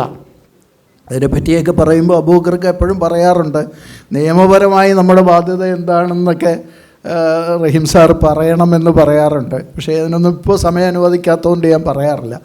മോറലായി, ധാർമ്മികമായി നമ്മുടെ ഉള്ളിൽ ഉൾക്കൊള്ളുന്ന ബാധ്യത, സാമൂഹികപരമായി നമ്മുടെ ഉള്ളിൽ ഉൾക്കൊള്ളുന്ന ബാധ്യത, ഒരു പൗരൻ എന്നുള്ള നിലയ്ക്ക് നിയമപരമായി നമ്മുടെ ഉള്ളിൽ ഉൾക്കൊള്ളുന്ന ബാധ്യത, ഈ ബാധ്യതകളൊക്കെ പൂർത്തീകരണം എന്ന് പറയുന്നത് അസാധ്യമാണ്. പക്ഷേ ആ പൂർത്തീകരണത്തിലേക്കുള്ള ലക്ഷ്യത്തിലൂടെ അതിശീഘ്രമായി നമുക്ക് പ്രയാണം നടത്തി മുന്നേറാൻ കഴിയുമ്പോഴാണ് നമ്മുടെ ഒരു ഉദ്ദേശ്യ ലക്ഷ്യങ്ങളുടെ സഫലീകരണത്തിലേക്ക് നമ്മൾ അടുക്കുന്നത്.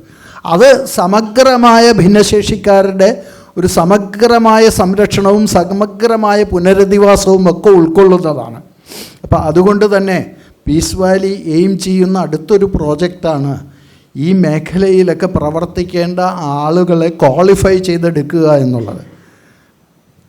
അല്പം കൂടെ പച്ചയായിട്ട് പറഞ്ഞാൽ പാരാമെഡിക്കൽ മേഖലയിൽ ഒരു യൂണിവേഴ്സിറ്റി സ്ഥാപിച്ചുകൊണ്ട് occupational therapist, physiotherapist, pharmacist, nursing അങ്ങനെയുള്ള മേഖലകളിലൊക്കെ കൂടുതൽ ആളുകളെ നമുക്ക് ക്വാളിഫൈ ചെയ്തെടുക്കാൻ കഴിയണം. പീസ് വാലി ദൈവം അനുഗ്രഹിക്കുകയാണെങ്കിൽ സമീപ ഭാവിയിൽ അതിനുവേണ്ട ഒരു സംവിധാനത്തിൻ്റെ സംരംഭത്തിലേക്ക് പ്ലാൻ ചെയ്ത് നീങ്ങിക്കൊണ്ടിരിക്കുകയാണ്. എല്ലാ നിലയിലും അതിനെ പ്രൊമോട്ട് ചെയ്യാനുള്ള ഒരു മനസ്സും സന്നദ്ധതയും നിങ്ങളുടെ ഭാഗത്തു ഉണ്ടാകുമെന്ന് എനിക്ക് ഉറപ്പുണ്ട്. അതോടൊപ്പം ആതുര ശുശ്രൂഷ രംഗത്ത് ഇന്ന് നമുക്കറിയാം, പലപ്പോഴും മെച്ചപ്പെട്ടൊരു ചികിത്സ ലഭിക്കണമെങ്കിൽ ഒരു സാധാരണ സാമ്പത്തിക സ്ഥിതിയുള്ള ആളുകൾക്ക് സാധ്യമല്ല എന്നുള്ളൊരു സാഹചര്യം നിലനിൽക്കുകയാണ്. പീസ് വാലി അതിൻ്റെ മുന്നോട്ടുള്ള പ്രയാണത്തിൽ വിഭാവനം ചെയ്യുന്ന ഒരു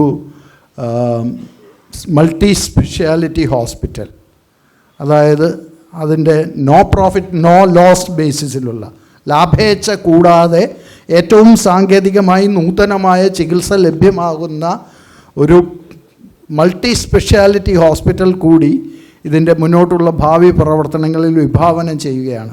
ഇതിനൊക്കെ കരുത്തായി കൂടെ നിൽക്കുന്നത് നിങ്ങളെപ്പോലുള്ള മനുഷ്യസ്നേഹികളായ, ധാർമ്മികതയെ മുറുകെ പിടിക്കുന്ന, സാമൂഹിക അവബോധമുള്ള, സാമൂഹിക പ്രതിബദ്ധതയുള്ള ഓരോ വ്യക്തിയുമാണ്. വലിപ്പ ചെറുപ്പമില്ലാതെ പീസ് വാലിയെ സർവാത്മന മനസ്സിലേറ്റി മുന്നോട്ട് നയിക്കുന്ന നിങ്ങളുടെ കരുത്തിലാണ് ഈ സ്ഥാപനത്തിൻ്റെ നിലനിൽപ്പ് എന്നുള്ള വസ്തുത അരക്കിട്ട് ഉറപ്പിച്ച് പറഞ്ഞുകൊണ്ട് ഇനിയും ആ സംരംഭങ്ങൾക്ക് വേണ്ടിയുള്ള സർവാത്മന സഹകരണം ഓരോരുത്തരുടെയും ഭാഗത്ത് നിന്നുണ്ടാകണമെന്ന് മാത്രം അഭ്യർത്ഥിക്കാൻ ഞാൻ ഈ അവസരം വിനിയോഗിക്കുകയാണ്. ഈ സന്തോഷകരമായ മുഹൂർത്തത്തിൽ അല്പസമയം ചെലവഴിക്കാൻ കഴിഞ്ഞതിലുള്ള നന്ദി രേഖപ്പെടുത്തുന്നു. എല്ലാവർക്കും നന്മ നേർന്നുകൊണ്ട് അവസാനിപ്പിക്കുന്നു. നന്ദി, നമസ്കാരം. സത്യം പറഞ്ഞാൽ ഒരുപാട് ഇത്തരത്തിലുള്ള സ്ഥാപനങ്ങൾ കണ്ടിട്ടുണ്ട്, ഒരുപാട് സ്ഥാപനങ്ങളിൽ സന്ദർശിച്ചിട്ടുണ്ട്. ചില വേളകളിലൊക്കെ അവിടെയൊക്കെ താമസിക്കാനായിട്ടുമൊക്കെ ദൈവാനുഗ്രഹം തന്നിട്ടുണ്ട്. ഇപ്പോൾ കഴിഞ്ഞ് മൂവാറ്റുപുഴ ഭരണസമിതി അധികാരത്തിലേറിയതിൻ്റെ ഏതാനും ദിവസങ്ങൾക്ക് ശേഷം ഞങ്ങളുടെ ബഹുമാന്യനായിട്ടുള്ള vice chairperson Shri PM Abdul Salam, അദ്ദേഹം ഇവിടെ ഇരിപ്പുണ്ട്. അദ്ദേഹം എൻ്റെ അടുത്ത് പറഞ്ഞു, നമ്മുടെ തൊട്ടടുത്ത് വലിയൊരു സ്ഥാപനമുണ്ട്, നമ്മൾ 30 കൗൺസിലർമാരും ആ സ്ഥാപനം ഒന്ന് സന്ദർശിക്കണം.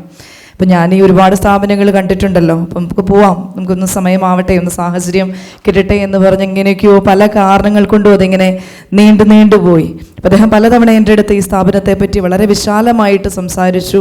എൻ്റെ ഹൃദയത്തോട് ചേർന്ന് നിൽക്കുന്ന ഒരു സ്ഥാപനമാണ് എന്നുള്ള രീതിയിലൊക്കെ പരിചയപ്പെടുത്തി. എന്നാൽ എനിക്ക് ദൈവം അതിനൊരു അവസരം നൽകിയത് ഈ മിനിങ്ങാന്ന് രാത്രിയിലാണ്. വളരെ ആകസ്മികമായി ഒരു നിമിത്തം എന്നോളം ഈ ഒരു സ്ഥാപനത്തിൽ ഞാൻ എത്തിച്ചേർന്നത്.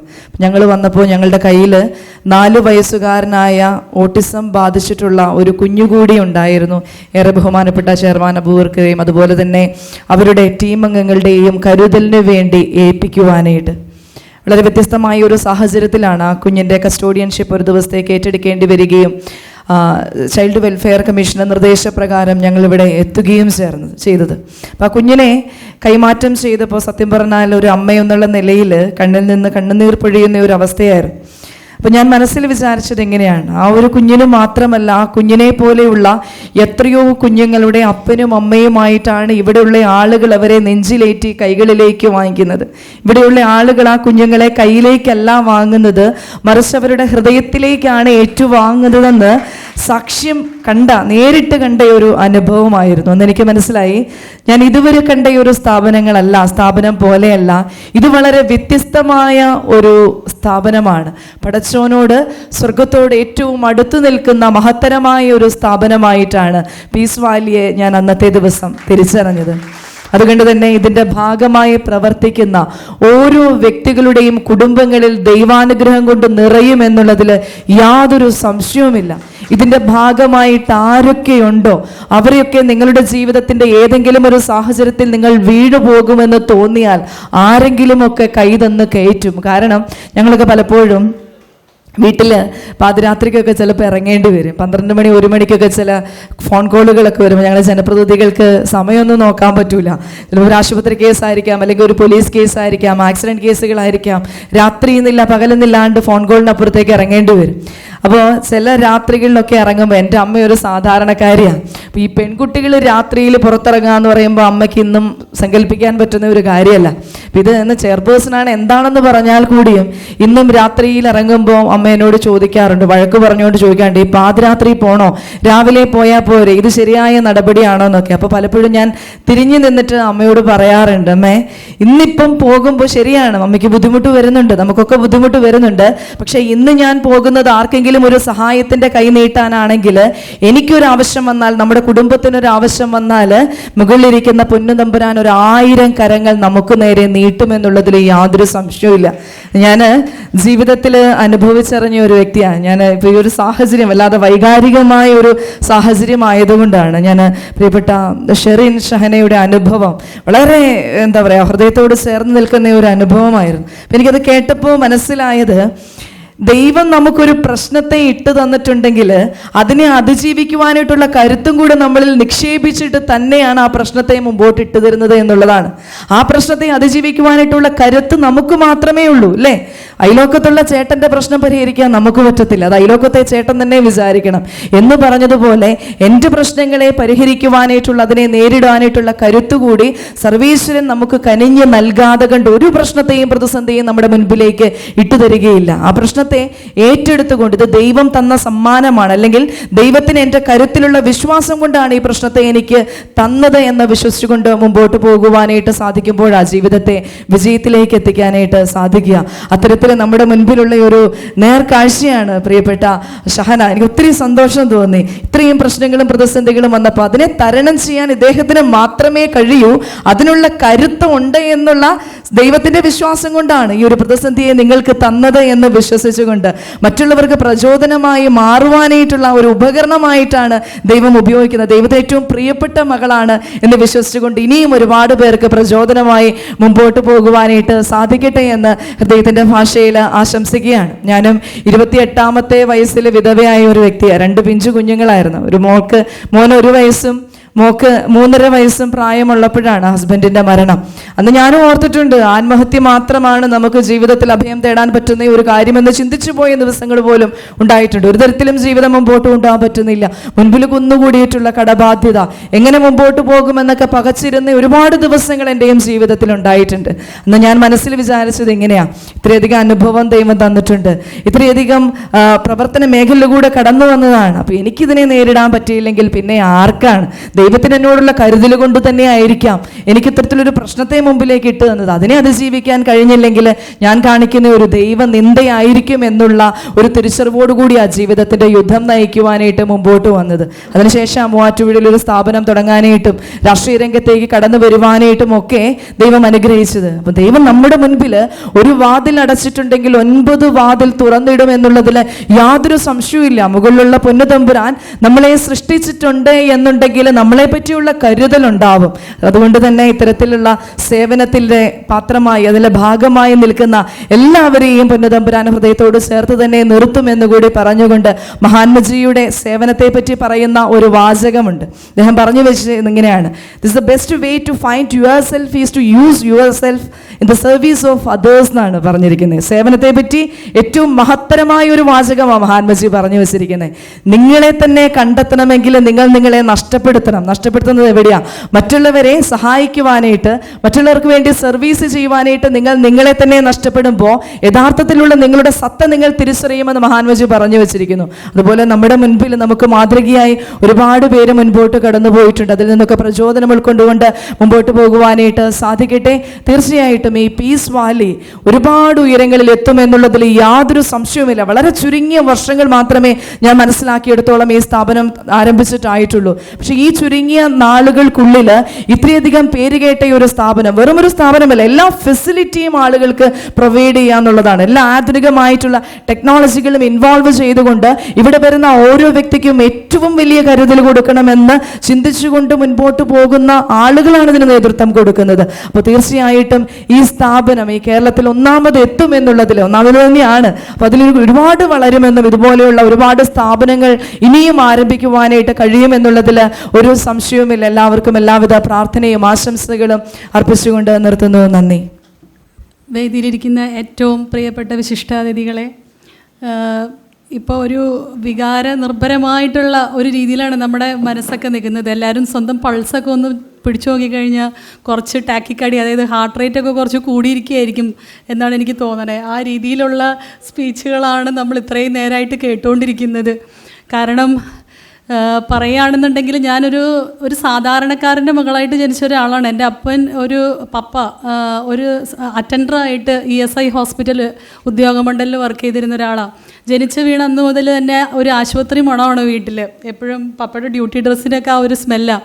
അന്ന് തുടങ്ങിയുള്ളൊരു സ്വപ്നമാണ് ഒരു ഡോക്ടർ ആവണം. കാരണം പപ്പയുടെ ആശുപത്രിയിലേക്ക് ESI ഹോസ്പിറ്റലിലേക്കൊക്കെ ചെല്ലുമ്പോൾ അവിടെ ഏറ്റവും കൂടുതൽ പേഷ്യൻസിന് റൗണ്ട്സ് എടുക്കുകയൊക്കെ ചെയ്യണ കാണുമ്പോൾ ഒരു ആഗ്രഹമാണ്. പപ്പയ്ക്ക് ഇങ്ങനെ വെള്ള ഷർട്ടാണ്. അപ്പോൾ വീട്ടിൽ കൊണ്ടുവന്നത് മുഷിഞ്ഞ ഡ്രസ്സ് ഊരിയിടുമ്പോൾ അതിൻ്റെ ഈ മണം എന്തോ എനിക്കിഷ്ടമാണ്. പപ്പയുടെ വേർപ്പും ഈ ഡെറ്റോളിൻ്റെ മണവും ഒക്കെ ഇടയ്ക്ക് അതെടുത്തിടും. ആ മുഷിഞ്ഞ ഡ്രസ്സാണെങ്കിൽ അതെടുത്തിടും. അപ്പോൾ ഒരു ഡോക്ടറിൻ്റെ കോട്ടിട്ട പോലത്തെ ഒരു ഫീലാണ്. അപ്പോൾ അന്ന് മുതലുള്ളൊരു ആഗ്രഹമാണ് ഈ ഒരു ഡോക്ടർ ആവുക എന്ന് പറയുന്നത്. ദൈവത്തിൻ്റെ കൃപ കൊണ്ടും മാതാപിതാക്കളുടെ ഒരു കൃപ കൊണ്ടും ഒക്കെയാണ് കോട്ടയം മെഡിക്കൽ കോളേജിൽ അഡ്മിഷൻ കിട്ടുന്നത്. അവിടെ ഞാൻ കണ്ട ഒരു കാര്യം, സാധാരണക്കാരായിട്ടുള്ള വ്യക്തികളാണ് അവിടെ ചികിത്സയ്ക്ക് വേണ്ടിയിട്ട് വരുന്നത്, കോട്ടയം ഇടുക്കി ഭാഗങ്ങളിൽ നിന്നൊക്കെ. അവിടെ നവജീവൻ എന്ന് പറയുന്ന ഒരു സ്ഥാപനം ഉണ്ടായിരുന്നു. PU തോമസ് എന്ന് പറയുന്ന ഒരു തോട്ടം തൊഴിലാളിയാണ്. അതായത് ഞങ്ങളുടെ ലേഡീസ് ഹോസ്റ്റലിലൊക്കെ ഗാർഡൻ ശരിയാക്കാനായിട്ട് വരുന്ന വ്യക്തിയാണ് ഈ തോമസ് ചേട്ടൻ. തോമസ് ചേട്ടൻ ഒരു അറ്റൻഡറാണ്. പുള്ളി ആയിട്ട് സ്ഥാപിച്ച ഒരു നവജീവൻ എന്ന് പറയുന്ന ഒരു സ്ഥാപനം കോട്ടയത്തുണ്ട്. എനിക്ക് തോന്നുന്നു പാർലമെൻറ്റ് കൂടി ഒരാളുടെ പെൻഷൻ കാലം മന്ത്രിസഭാ യോഗത്തിൽ നീട്ടിവെക്കാൻ ഇടയായ ഒരേ ഒരു വ്യക്തി, ആദ്യത്തെ വ്യക്തിയും ഒരേ വ്യക്തിയും പുള്ളിയാണ് എന്നാണ് എനിക്ക് തോന്നുന്നത്. കാരണം പുള്ളി മെഡിക്കൽ കോളേജിൽ ചെയ്യുന്ന സേവനങ്ങൾ കണ്ടിട്ടാണ് അന്നത്തെ ഗവൺമെൻറ് പുള്ളിയുടെ പെൻഷൻ കാലാവധി മന്ത്രിസഭയിൽ ചർച്ച ചെയ്ത് നീട്ടിവെക്കാനിടയായത്. അദ്ദേഹം ഇങ്ങനെ മറ്റുള്ളവർക്ക് ഭക്ഷണങ്ങൾ കൊടുക്കുന്നു, ഇതുപോലെ അൾസർ ഉള്ളവരെ ചികിത്സിക്കുന്നു. അതെല്ലാം കണ്ടാണ് ആക്ച്വലി എൻ്റെ കോഴ്സ് ഞാൻ പൂർത്തീകരിക്കുന്നത്. ആ സ്ഥാപനത്തോട് ചേർന്ന് അവരെ പോയി സർവീസ് ചെയ്യാനൊക്കെ ഞങ്ങളുടെ MBBS കാലഘട്ടത്തിൽ ദൈവം അവസരം നൽകിയിരുന്നു. അതിനുശേഷം എനിക്ക് PG കിട്ടി. ഞാൻ ക്രിസ്ത്യൻ മെഡിക്കൽ കോളേജ്, ഇപ്പോൾ ഷെറിൻ സൂചിപ്പിച്ച അവിടെയാണ് ഞാൻ എൻ്റെ MD ചെയ്യുന്നത്. ശരിക്കും നമ്മുടെ ഈ വിഭാഗത്തിനെ physical medicine and rehabilitation PMR എന്നുള്ള MD കോഴ്സിന് ശേഷമാണ് ആക്ച്വലി ഞങ്ങൾ ഈ വിഭാഗത്തിൻ്റെ ഫിസിഷ്യൻസായിട്ട് മാറുന്നത്. അതിലുള്ള ഡോക്ടേഴ്സാണ് ഞങ്ങൾ. ബാക്കിയുള്ള പാരാമെഡിക്കൽ, സാറ് സൂചിപ്പിച്ച പാരാമെഡിക്കൽ സ്റ്റാഫ്സിൻ്റെ ഒരു വിങ് ഉണ്ട്. അതിലാണ് 3 തെറാപ്പിസ്റ്റുമാരാണ് അതിലുണ്ടാവുക. അതിലൊന്ന് ഫിസിയോതെറാപ്പി, ഒന്ന് ഒക്യുപേഷണൽ തെറാപ്പി, ഒന്ന് സ്പീച്ച് തെറാപ്പി. ഈ 3 തെറാപ്പിസ്റ്റുമാരുൾപ്പെടെ ഞങ്ങളാകുന്ന ഫിസിഷ്യൻസും കൂടെ ചേരുമ്പോഴാണ് ആ PMR പൂർത്തീകരിക്കപ്പെടുന്നത്. കാരണം മനുഷ്യൻ എന്നുള്ള വ്യക്തിക്ക് എണീറ്റ് നിൽക്കുക, നടക്കുക എന്നുള്ള ഫിസിയോതെറാപ്പി ആവശ്യത്തിന് പുറമെ അയാൾക്ക് ബുദ്ധിപരമായ ആവശ്യങ്ങളുണ്ടാവും, ആശയവിനിമയം ചെയ്യേണ്ടതുണ്ടാവും. ഇപ്പോൾ ഷെറിൻ സൂചിപ്പിച്ചതുപോലെ കൈവിരലുകളുടെ ഫങ്ഷൻ, ഷെറിൻ ഇത് പറഞ്ഞുകൊണ്ടിരുന്നപ്പോൾ എന്നെ ഏറ്റവും കൂടുതൽ ഞാൻ ചോദിക്കാൻ, ഇത് കഴിഞ്ഞിട്ട് ഞാൻ ഷെറിൻ പുറത്തേക്ക് ഇറങ്ങുമ്പോൾ എനിക്ക് ചോദിക്കണം എന്നുണ്ടായിരുന്ന ചോദ്യവും അത് തന്നെയാണ്. എങ്ങനെയാണ് ഇത്ര കണ്ട ബുക്സ് വായിച്ചു തീർത്തത്? എങ്ങനെയാണ് ആ പേജുകൾ മറിച്ചത്? മമ്മിയുടെ പേരൊന്ന് പറയാമോ? ഉമ്മയുടെ ആമിന. ആ ആത്മാവിനെ ഞാൻ, ഉമ്മച്ചിയെ ഞാൻ ഇവിടെ ബഹുമാനത്തോടെ ഒന്ന് പറയുകയാണ്. ആമിന ഉമ്മ ഇന്നിവിടെ വന്നിട്ടില്ല. കാരണം എനിക്കറിയാം എത്രത്തോളം പേജുകൾ ആ ഉമ്മ ഷെറിന് വേണ്ടി മറിച്ചു കൊടുത്തിട്ടുണ്ടാവും, എത്രത്തോളം ടാബിലെ അല്ലെങ്കിൽ ഫോണിലെ സ്ക്രീൻ വിരലുകൊണ്ട് സ്ക്രോൾ ചെയ്ത് വിട്ടിട്ടുണ്ടാവും ആമിന ഉമ്മ എന്നുള്ളത് എനിക്ക് വളരെ നന്നായിട്ട് മനസ്സിലാക്കാൻ പറ്റുന്നുണ്ട്. ആമിന ഉമ്മയെ ബഹുമാനത്തോടെ ഈ വേദിയിൽ ഓർക്കുകയാണ്. അപ്പോൾ അത് ഒക്യുപേഷണൽ തെറാപ്പിസ്റ്റിൻ്റെ ഡ്യൂട്ടിയാണ് കൈവിരലുകളുടെ ഫങ്ഷൻസിനെ ട്രെയിൻ ചെയ്ത് ശരിയാക്കുക എന്ന് പറയുന്നത്. ഫിസിയോതെറാപ്പിസ്റ്റിൻ്റെ ഡ്യൂട്ടി അല്ല അത്. ഒക്യുപേഷണൽ തെറാപ്പിയുടെ പ്രധാനപ്പെട്ട ഒരു മേഖലയാണ് കൈവിരലുകളുടെ ഫങ്ഷൻസ്, ഹാൻഡ് ഫങ്ഷൻ റീട്രെയിനിങ് എന്നാണ് അതിനെ പറയുന്നത്. ആക്ടിവിറ്റീസ് ഓഫ് ഡെയിലി ലൈഫിൻ്റെ ട്രെയിനിങ്, അതുപോലെ ബുദ്ധിപരമായ കാര്യങ്ങളുടെ ട്രെയിനിങ്, ഇതെല്ലാം സമഗ്രമായി വരുന്ന മേഖലയാണ് ഒക്യുപേഷണൽ തെറാപ്പി. സ്പീച്ചും സ്വാളോയും ഒരു തെറാപ്പിയാണ്. സ്പീച്ച് തെറാപ്പിസ്റ്റ്, BSLP എന്നാണ് അവരുടെ കോഴ്സിൻ്റെ പേര്, bachelors of speech and language pathology. അതായത് സംസാരം, കമ്മ്യൂണിക്കേഷൻ, അതിനോടൊപ്പം മനുഷ്യൻ്റെ ഭക്ഷണം വിഴുങ്ങാനായിട്ടുള്ളതിൻ്റെ ട്രെയിനിങ് കൊടുക്കുന്ന ഇങ്ങനെ സമഗ്രമായിട്ടുള്ളൊരു യൂണിറ്റാണ് ആക്ച്വലി PMR എന്ന് പറയുന്നത്. അതിൽ ആക്ച്വലി ഫിസിയോതെറാപ്പി ഏറ്റവും പ്രാധാന്യം അർഹിക്കുന്നു. അതിൻ്റെ ഒരു സേവനത്തിൻ്റെ കേന്ദ്രം നമ്മളിവിടെ സ്ഥാപിക്കുമ്പം ആക്ച്വലി ഞാൻ പഠിച്ചു കഴിഞ്ഞ് 2016 ഇവിടെ കേരളത്തിലേക്ക് തിരിച്ചു വരുമ്പം PMR ഉള്ള ആശുപത്രികൾ വളരെ കുറവാണ്. ആസ്റ്ററിൽ അന്ന് PMR ഇല്ല. രാജഗിരിയിൽ യൂണിറ്റ് തുടങ്ങി കുറച്ച് നാളെ ആയിട്ടുള്ളൂ.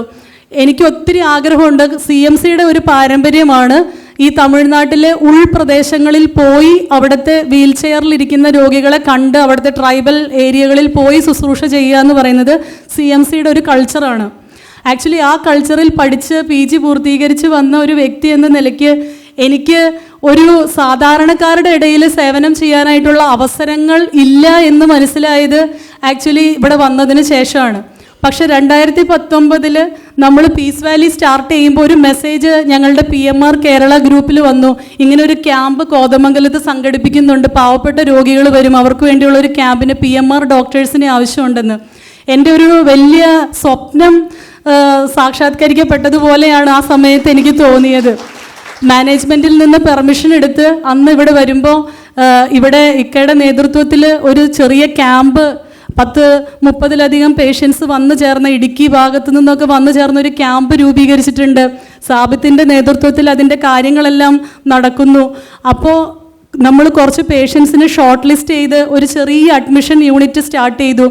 അന്ന് മുതൽ ഞാനും ആക്ച്വലി സിസ്റ്റർ ഷിജി, ലിസി ഹോസ്പിറ്റലിലെ എൻ്റെ തന്നെ ക്വാളിഫിക്കേഷനുള്ള MD പൂർത്തീകരിച്ച വ്യക്തിയാണ് സിസ്റ്റർ ഷിജി സിസ്റ്ററും ഞാനും അതിനുശേഷം റെഗുലറായിട്ട് പീസ് വാലിയിൽ വരാനുള്ളൊരു അവസരം ദൈവം തന്നു.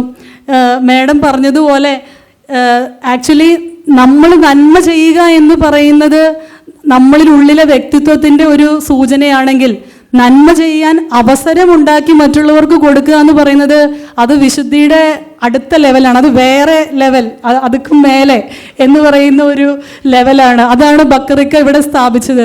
ഇക്കയ്ക്ക് കുറച്ച് പുണ്യങ്ങൾ ചെയ്ത് സ്വർഗത്തിലേക്ക് എത്തുക എന്നുള്ള ലക്ഷ്യം അത് ഓക്കെ. പക്ഷെ അതോടൊപ്പം നമുക്കെല്ലാം ഇതുപോലെ സ്വർഗത്തിൽ എത്തിച്ചേരാനായിട്ടുള്ള പുണ്യത്തിൻ്റെ ഒരു വഴി തുറന്ന് ഇവിടെ നമുക്ക് വെച്ചിട്ടുണ്ട്. നമ്മൾ ആ സേവനം ചെയ്താൽ മതി ഇനി നിങ്ങളെന്നുള്ള രീതിയിലാണ് ഇക്ക അത് തയ്യാറാക്കി വെച്ചിരിക്കുന്നതായിട്ട് എനിക്ക് തോന്നിയത്. എന്തായാലും ഈ കഴിഞ്ഞ വർഷങ്ങളിൽ അത്രയും പീസ് വാലിയോട് ചേർന്ന് നിൽക്കാനായിട്ട് സാധിച്ചത് ദൈവം തന്ന വലിയൊരു അവസരമായിട്ട് കരുതുകയാണ്. പലപ്പോഴും നമ്മൾ ഓരോ ഐഡിയാസ് ആയിട്ട് ഇവിടെ വരും.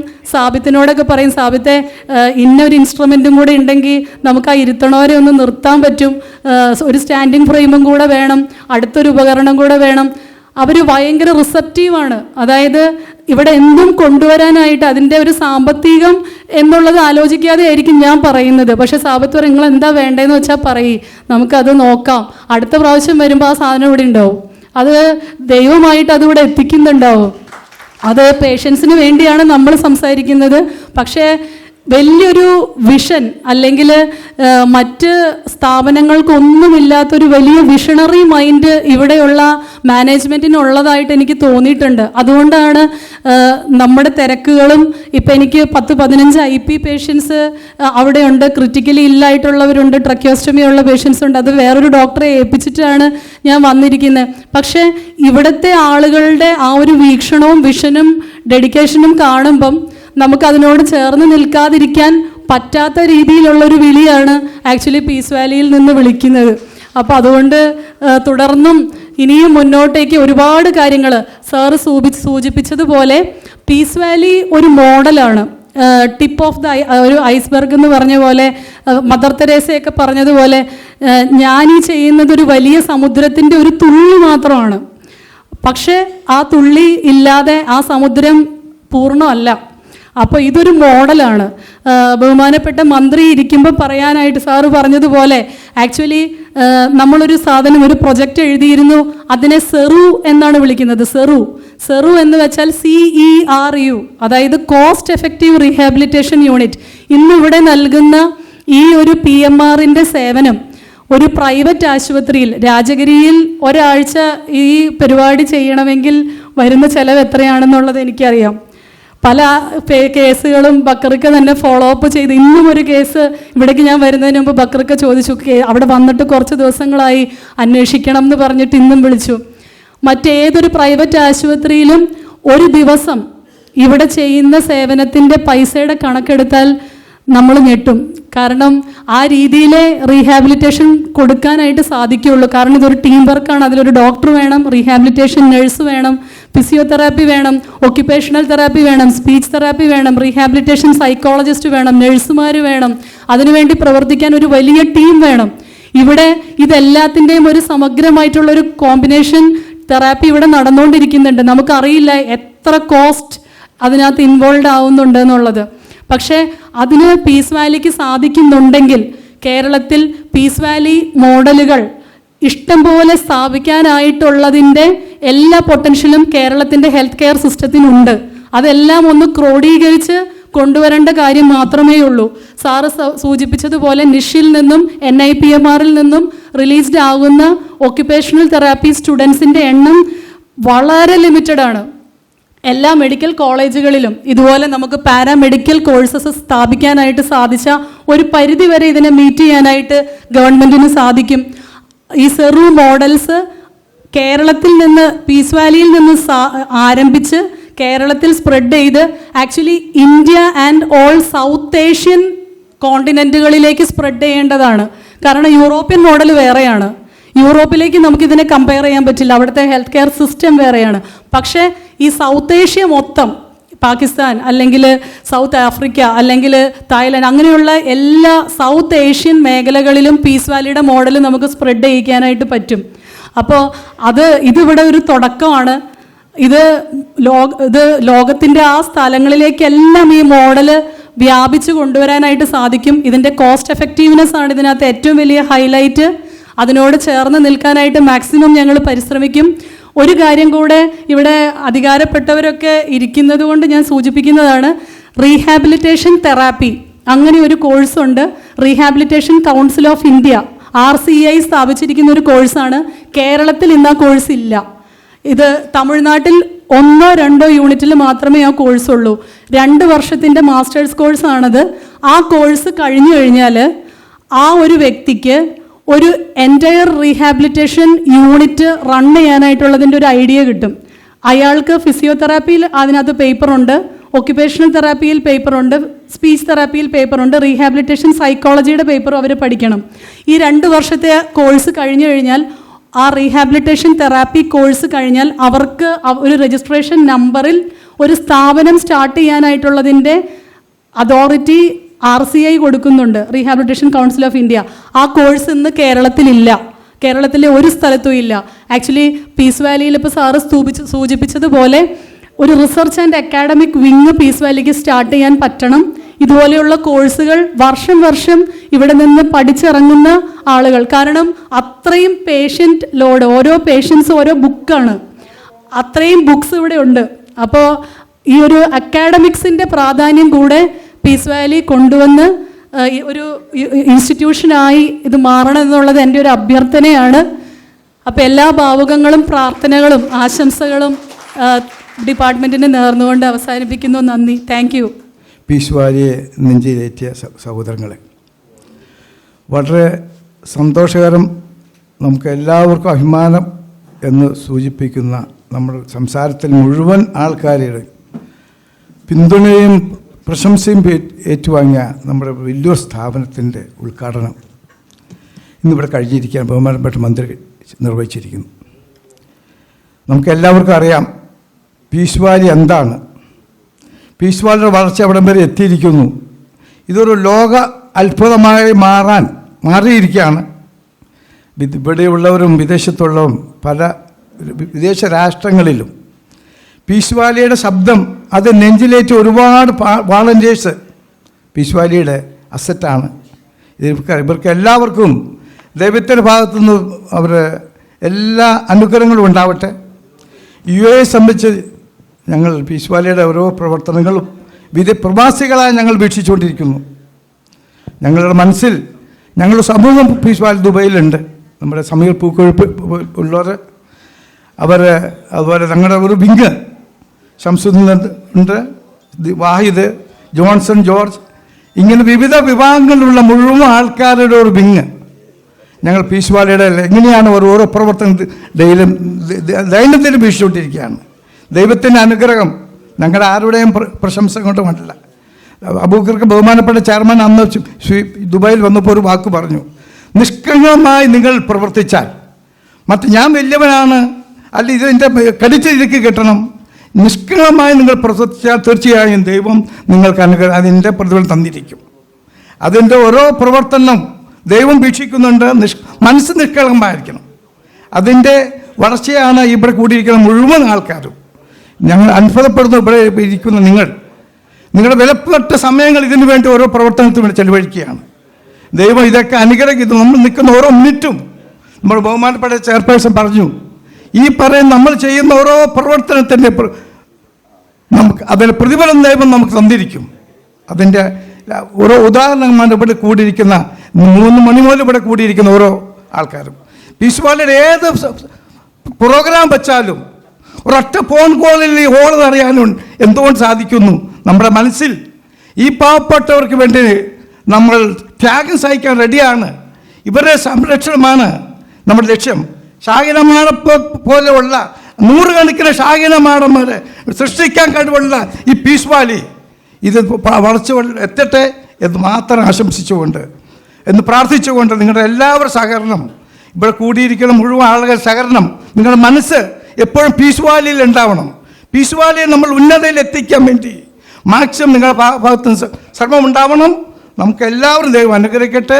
നമ്മൾ ദൈവം തന്ന അനുഗ്രഹം മറ്റ് ഈ ഇവിടെ ഇരിക്കുന്ന ഓരോരുത്തരും നമുക്ക് തന്ന അനുഗ്രഹം എത്രമാത്രം വലുതാണ് എന്നൊരൊറ്റ മനസ്സ്, ഒരൊറ്റ ചിന്ത നമ്മുടെ മനസ്സിലുണ്ടാവണം എന്ന് മാത്രം എന്ന് ഓർത്തുകൊണ്ട് നിങ്ങൾ എല്ലാവർക്കും എല്ലാ ആശംസകളും നേർന്നുകൊണ്ട് പീസ് വാലി യുഎയിൽ പൂർണ്ണമായും ഞങ്ങൾ നെഞ്ചിലേറ്റിയിട്ടുണ്ട്. ഇനിയും അതിൻ്റെ പ്രവർത്തനങ്ങളുമായി ഞങ്ങൾ മുന്നോട്ട് നീങ്ങും. ഓരോ പ്രവർത്തനത്തിലും ഞങ്ങൾ പ്രവാസികളായ ഞങ്ങൾ സഹകരണം ഉണ്ടാവും എന്ന് മാത്രം നിങ്ങളെ അറിയിച്ചുകൊണ്ട് എൻ്റെ വാക്കുകൾ അവസാനിപ്പിക്കുന്നു. നമസ്കാരം. നമ്മുടെ പീസ് വാലിയെ കുറിച്ച്, ഈ സ്നേഹത്തിൻ്റെ താഴ്വരയെ കുറിച്ച് എനിക്ക് മുമ്പ് സംസാരിച്ച ഇവിടുത്തെ ഗസ്റ്റുകളടക്കം എല്ലാവരും പീസ് വാലിയുടെ സ്നേഹിക്കുന്നു. അതിന് എത്രമാത്രമാണ് എന്നുള്ളത് നിങ്ങൾക്ക് എല്ലാവർക്കും മനസ്സിലായി. തീർച്ചയായും ഇവിടെ കൂടിയിരിക്കുന്ന നിങ്ങളും പീസ് വാലിയുടെ ഓരോ സഹപ്രവർത്തകരാണ്. പീസ് വാലിയുടെ ചേർന്ന് നിൽക്കണം എന്ന് മാത്രം പറഞ്ഞുകൊണ്ട് ഞാൻ എൻ്റെ വാക്കുകൾ നിർത്തുന്നു. നന്ദി, നമസ്കാരം. ഈ ഷെറിൻ മാമിൻ്റെ സംസാരത്തിൻ്റെ ഇടയ്ക്കുണ്ടായൊരു വാക്ക് മാത്രം സൂചിപ്പിക്കുകയാണ്, ഞാൻ ഡിസേബിളാണെന്ന്. പീസ് വാലി പറയുന്നത് ഡിസേബിൾ അല്ല, ഇവിടെ VIP മാത്രമേ ഉള്ളൂ. ഇവിടെ കിടക്കുന്ന 950ഓളം മനുഷ്യരിപ്പോൾ പീസ് വാലിൻ്റെ അവരെല്ലാം ഒരു VIP പരിഗണനയിലാണ് പീസ് വാലി കാണുന്നത്. അവരൊരു ഭിന്നശേഷി എന്ന വാക്ക് പോലും പീസ് വാലിയിൽ ഉപയോഗിക്കാറില്ല എന്ന് ഞാൻ പറയാണ്. പ്രത്യേകിച്ചും പിന്നെ മാമിനോട് പറയാനുള്ളത്, നമ്മുടെയൊക്കെ വിശ്വാസം അനുസരിച്ച് മാം വലിയൊരു പരീക്ഷ ഈ IAS അല്ല, അതിൻ്റെ അപ്പുറത്തുള്ളൊരു പരീക്ഷ കഴിഞ്ഞയാളാണ്. കാരണം പീസ് വാലിയിലുള്ള രോഗികളെ സംബന്ധിച്ച് പീസ് വാലി എപ്പോഴും പറയുന്നത് അവരുടെ പേനകൾ ഉയർത്തപ്പെട്ടവരാണെന്നാണ്. അപ്പോൾ അതുകൊണ്ട് മാം വലിയൊരു പരീക്ഷണം കഴിഞ്ഞ് പേനകൾ ഉയർന്ന് ഇനി നേരിടാനുള്ള വലിയൊരു പരീക്ഷണത്തിൻ്റെ എല്ലാ ഘട്ടങ്ങളും കഴിഞ്ഞവരാണ്. ഞങ്ങളൊക്കെ ആ പരീക്ഷ നാളെ ദൈവത്തിൻ്റെ കോടതിയിൽ നിന്ന് നമുക്ക് കിട്ടിയ അനുഗ്രഹങ്ങൾക്ക് കൃത്യമായി കണക്ക് പറയേണ്ടവരാണ്. ആ പരീക്ഷ അതിജീവിച്ച ആളാണ് എന്തായാലും മാം എന്നാണ് ഞാൻ പറയുന്നത്. അപ്പോൾ അതുകൊണ്ട് കൂടുതലായി ഒന്നും പറയുന്നില്ല, നന്ദി പറയുക എന്നുള്ളതാണ്. നമ്മുടെ ഈ പരിപാടി ഉദ്ഘാടനം ചെയ്ത മന്ത്രിക്കും ഇന്ന് വിശിഷ്ടാതിഥിയായ എത്തിയ ഷെറിൻ മാമിനും നന്ദി പറയുന്നു. ബാക്കി എല്ലാവരും നമ്മുടെ മൂവാറ്റുപുഴ ചെയർപേഴ്സൺ, എനിക്ക് പറയാനുള്ളത് ചെയർപേഴ്സൺ ഇവിടെ നിന്ന് ഒരുപാട് അനുഭവങ്ങൾ പറഞ്ഞു. എന്തായാലും ഇത്രയും കാര്യങ്ങൾ ഉൾക്കൊണ്ട് ഒരാളെ സംബന്ധിച്ച് എന്നും പീസ് വാലിയോടൊപ്പം ഉണ്ടാകണമെന്നാണ് ഞങ്ങൾക്ക് പറയാനുള്ളത്. ഈ കുടുംബത്തിൽ അംഗമാവണം. ബാക്കി റഹീം സാറടക്കം ആർക്കും നന്ദി പറയുന്നില്ല. കാരണം പീസ് വാലിയിൽ നന്ദി പറയുന്നത് ഇവിടെ കിടക്കുന്ന മനുഷ്യരോടൊപ്പം ഇന്ന് നമ്മളെ പെടുത്താതിരുന്ന ദൈവത്തിനാണ് നന്ദി. അതുകൊണ്ട് ഈ ചടങ്ങിൽ പങ്കെടുത്ത എല്ലാവർക്കും ഒറ്റ വാക്കിൽ നന്ദി പറഞ്ഞുകൊണ്ട് നിർത്തുന്നു. നന്ദി, നമസ്കാരം.